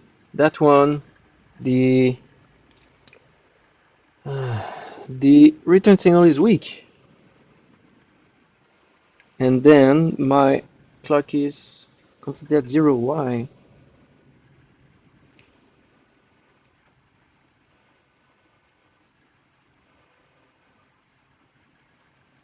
Oh, my LDO is not giving sign of life on that side.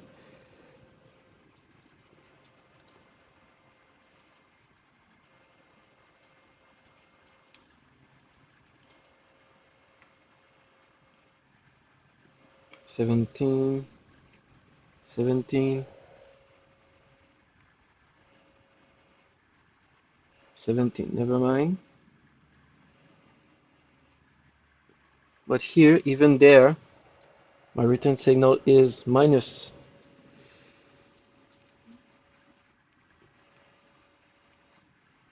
My clock here is fine. Oh, but then my BI has something. Here nothing. Here nothing. Now I got a problem elsewhere. Got a problem here. So here I got a BI that's supposed to be 0 and is 0.8 right now. And here I have a return signal of I think minus something. So that chip might create an issue.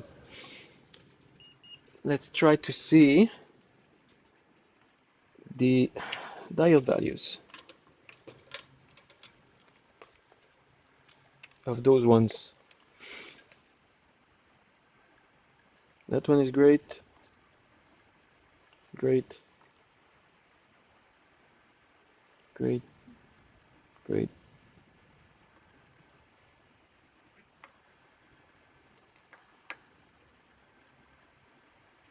Great. Let's see the resistance of the domain.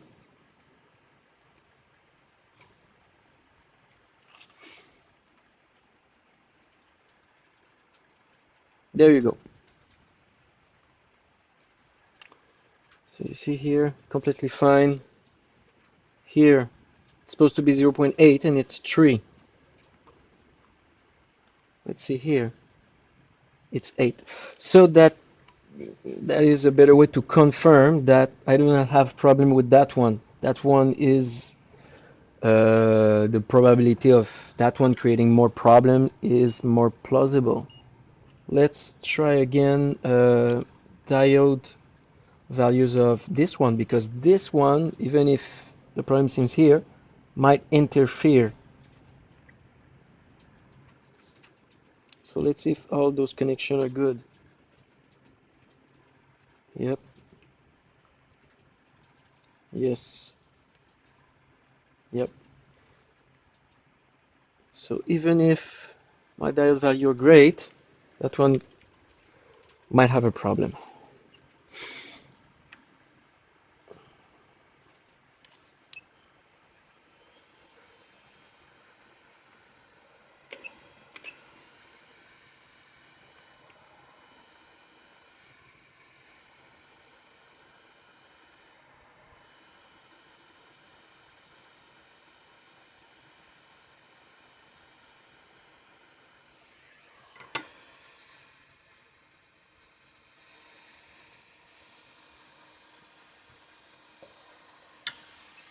If after changing this one, the total resistance of my domain is still 3 instead of 0.8, that might indicate that this chip was still the issue and I changed that one for nothing.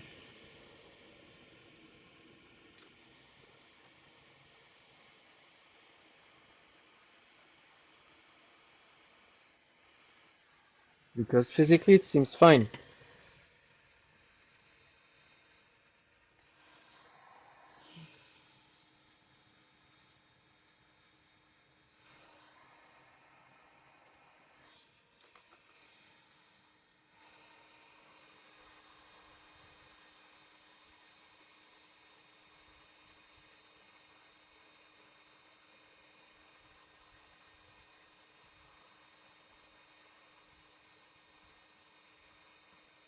Let's try this one.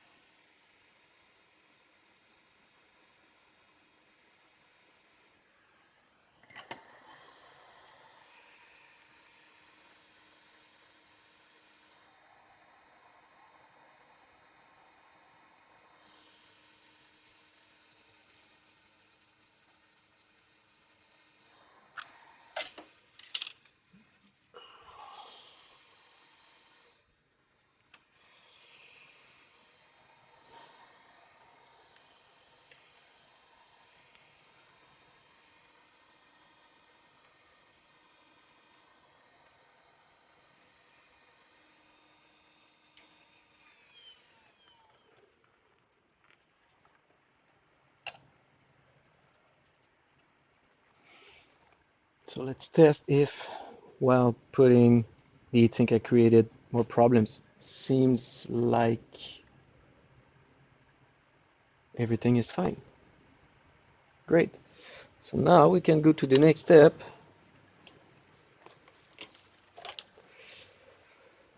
Put back heatsinks, starting with this one.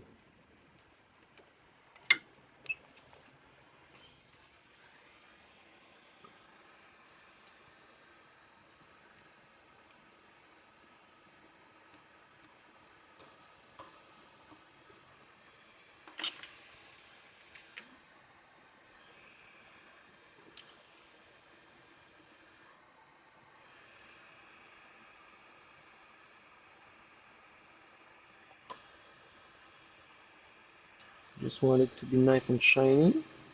Applying a little bit of flux.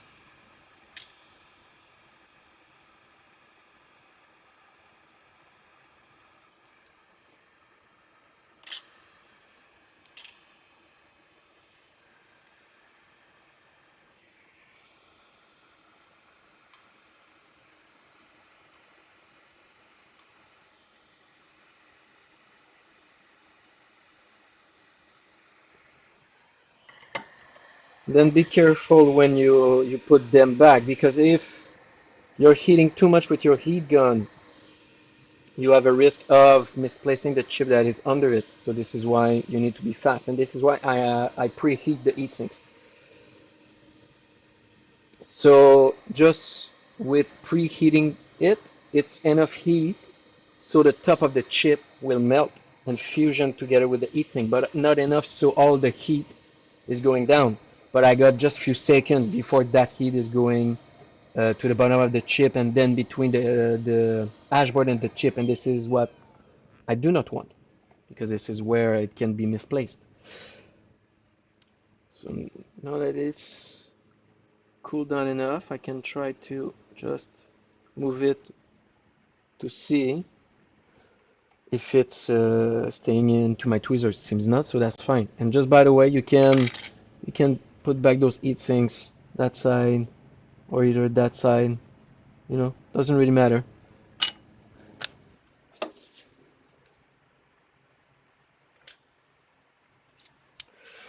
Okay, let's take those. So I got 1,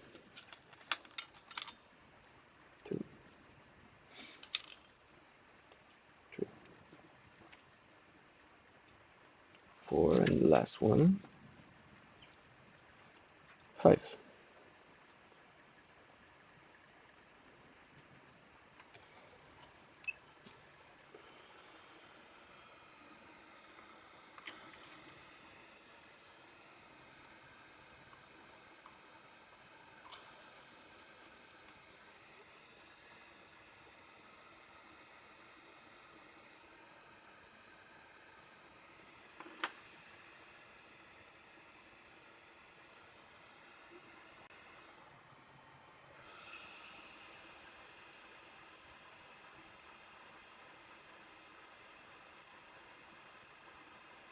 Nice and shine.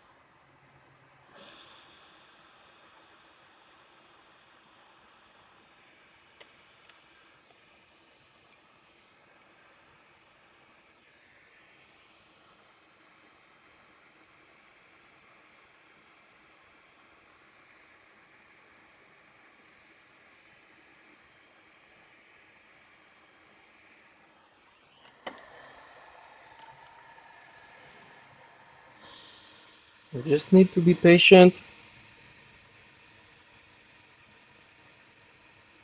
So now I just put back 3 heat sinks. I still have 3 more to go. I could put those 3 remaining, but if I want to be careful, I will stop there, let it cool down completely, and test to see if I got an error message. So if I got an error message or 086 or anything else, I can check between those 3 that I just put back. So instead of trying to find out between all that I changed, I just got 3 instead of 6 now. So just a little trick here. Meanwhile,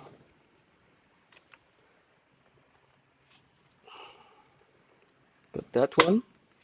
Supposed to be diode. All right. 1, 2, 3. Okay. Let's test voltage.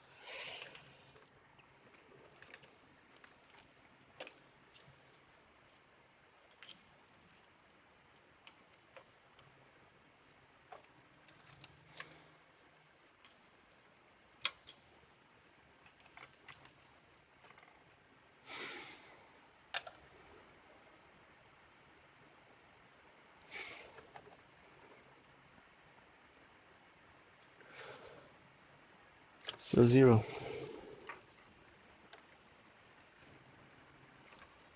Return signal is great.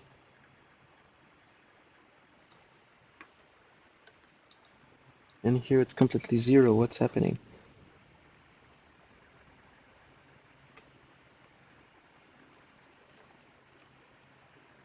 So you see here, my 0.8 is completely out, and my 1.8 is 0.8 right now.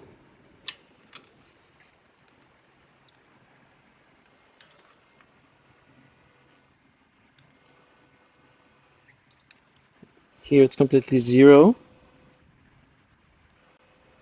and here it's still completely 0.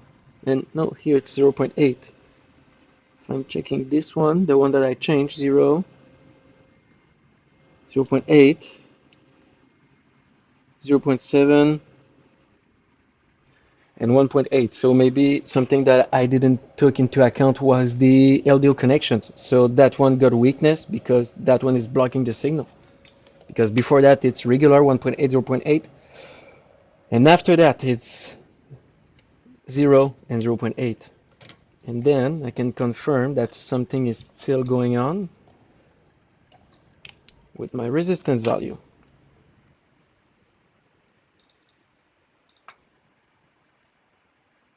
Yeah, no, you see that one now is fine. But there's still something blocking. So maybe changing the chip was a good thing finally.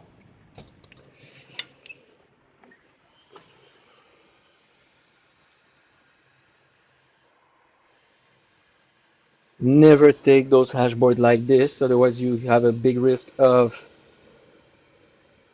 keeping some heatsinks in your hand.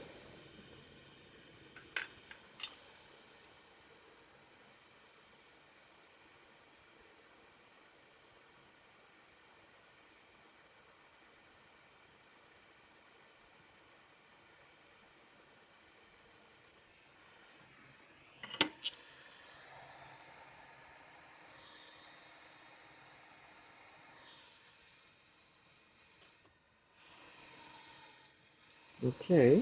Ooh, hot.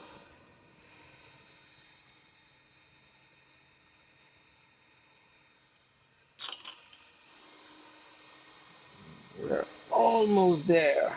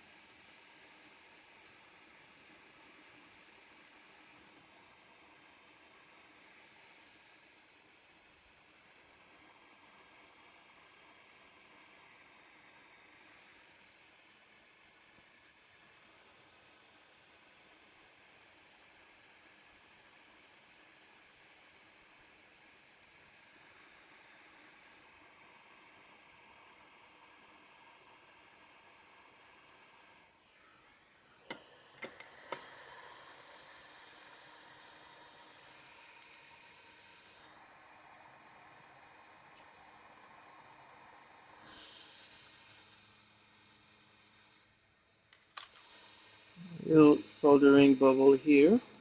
Everything is fine.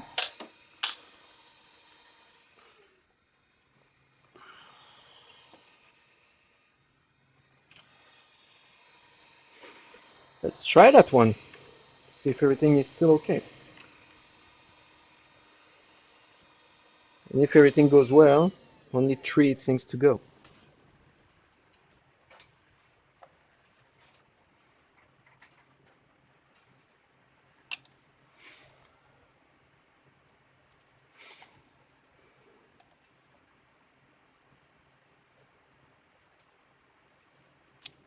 So you see, that's happening sometimes. So that one got a problem elsewhere. Doesn't mean that my problem is really here.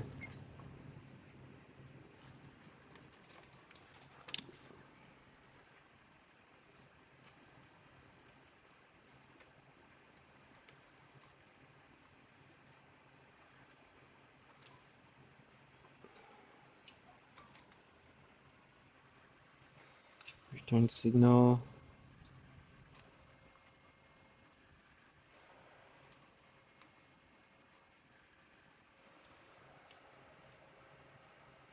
And then you see it goes back up to 65. If I'm doing my advanced test, everything is fine. So that could indicate that one of my chip is getting when starting cold got a weakness, but then when it's hot enough goes fine. Because if I am testing again now that the hashboard is hot, yeah, it's working 100%.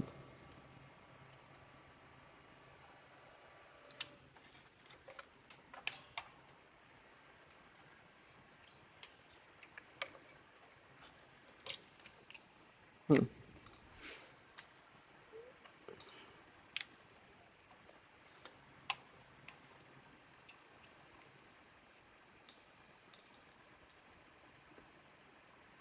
At least my resistance is great.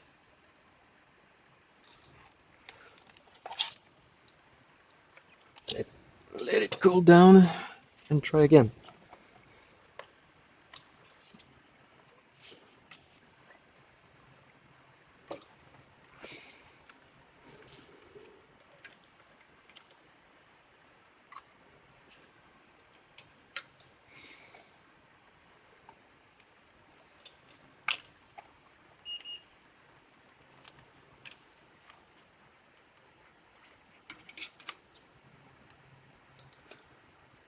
Diode value seems fine.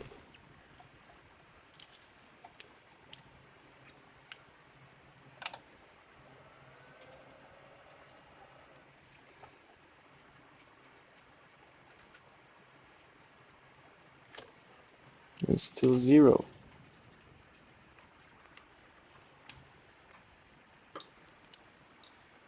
Now it's completely 0 here. 0 here.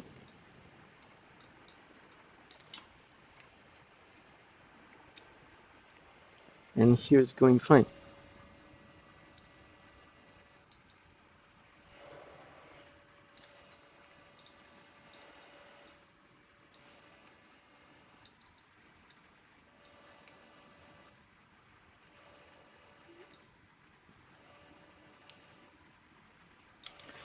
Now if I'm checking the LDO,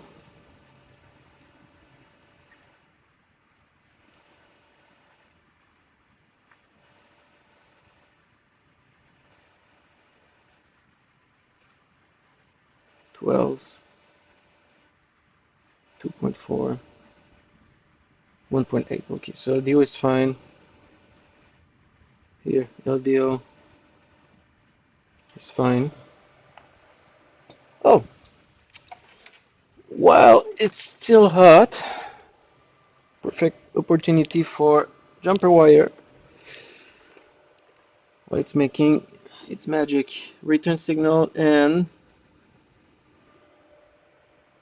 that one was 0.8, 1.8. Okay.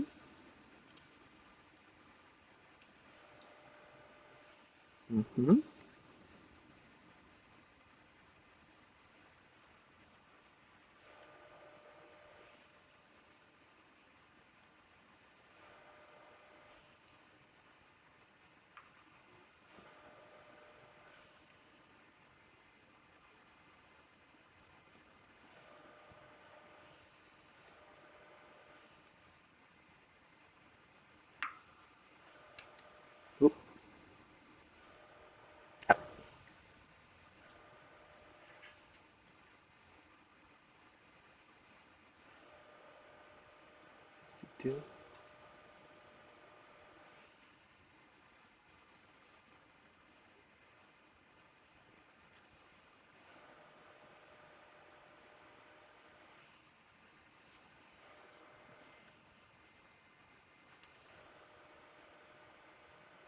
64.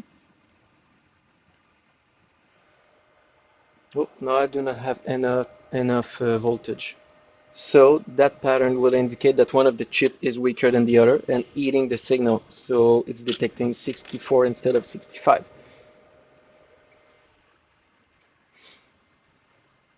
You see, those boards sometimes, even if you're close to victory, can still give you surprises.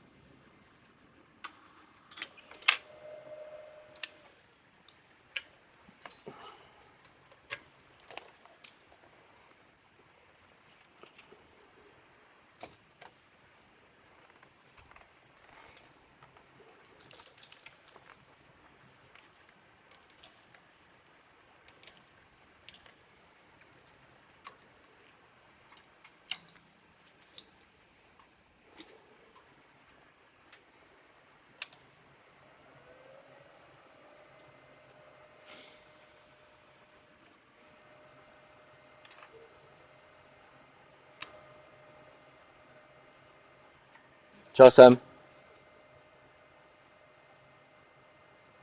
You see, that one is now completely cold, and my signal are great.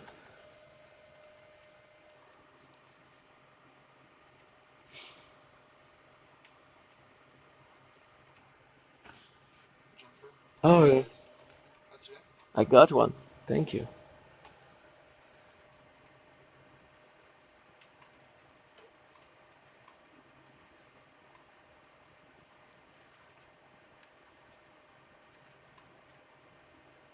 Let's see if I still have my temperature sensor. Okay, everything is fine. Let's put the three last heat sinks and take a look afterwards.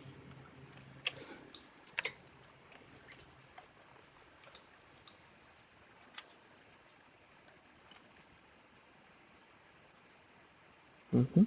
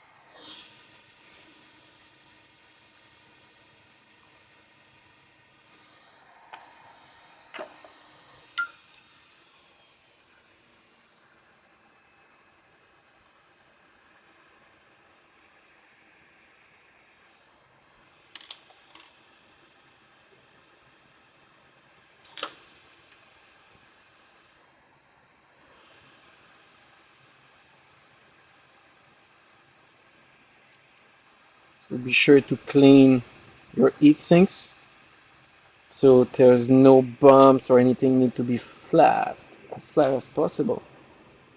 nice and shiny.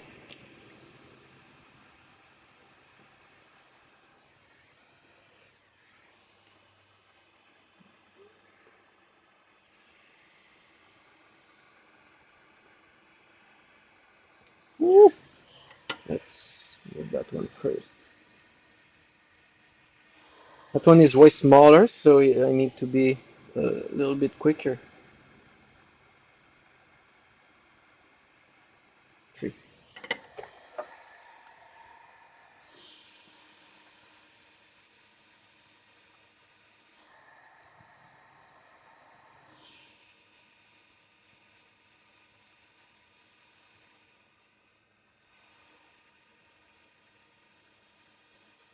One last for this one.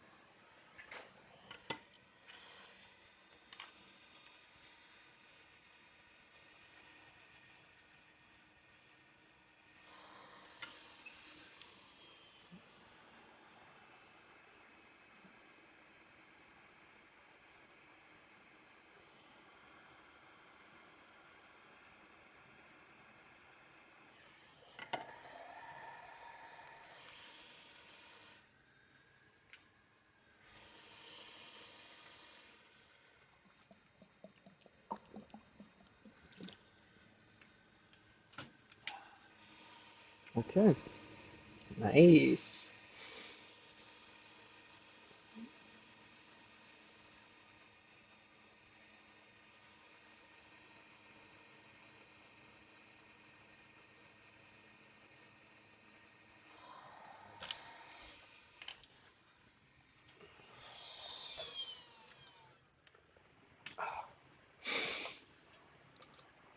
Okay, let's try that one more time.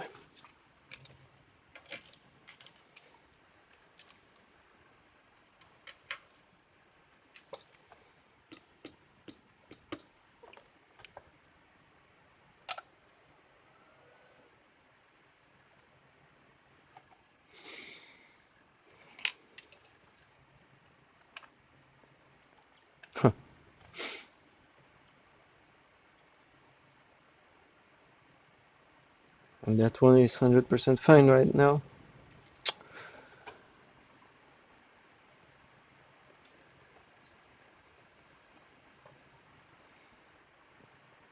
Well, seems to be repaired, but I'm pretty sure that so those ones, if they had like some problems just a little bit before, what I will do, I will put it on the side and wait for tomorrow. Same thing for the other one because it was once stopping at I think 53 if I remember correctly.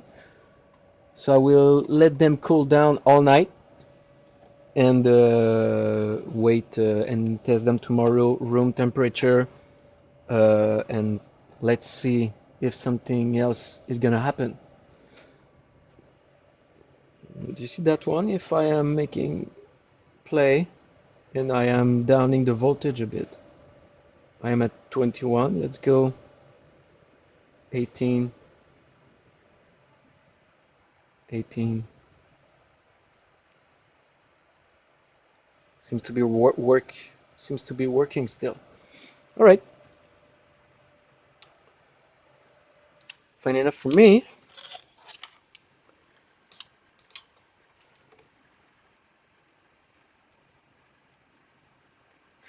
And let's see the last one. So this one is technically almost repaired. Let's see tomorrow if one chip is gonna show up like he did earlier. This one is still a little bit hot.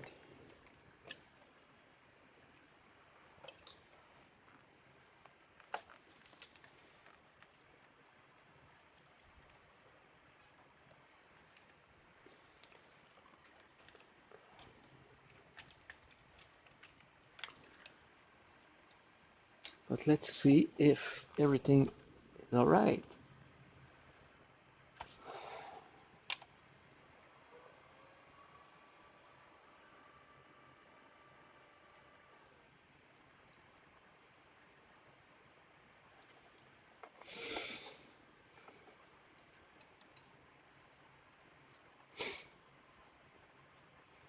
So we just technically just bring two S17 plus Hashboard back to life. But again, as I said, I will test them tomorrow, just to test them again at room temperature, and if nothing is showing up, we will test them into a actual miner and make them hash a little bit and work.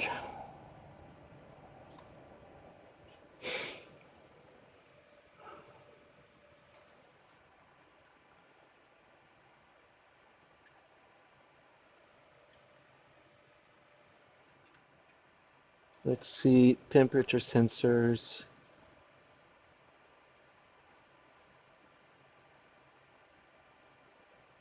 Fine by me. So this is one regular day when you are working on dashboards.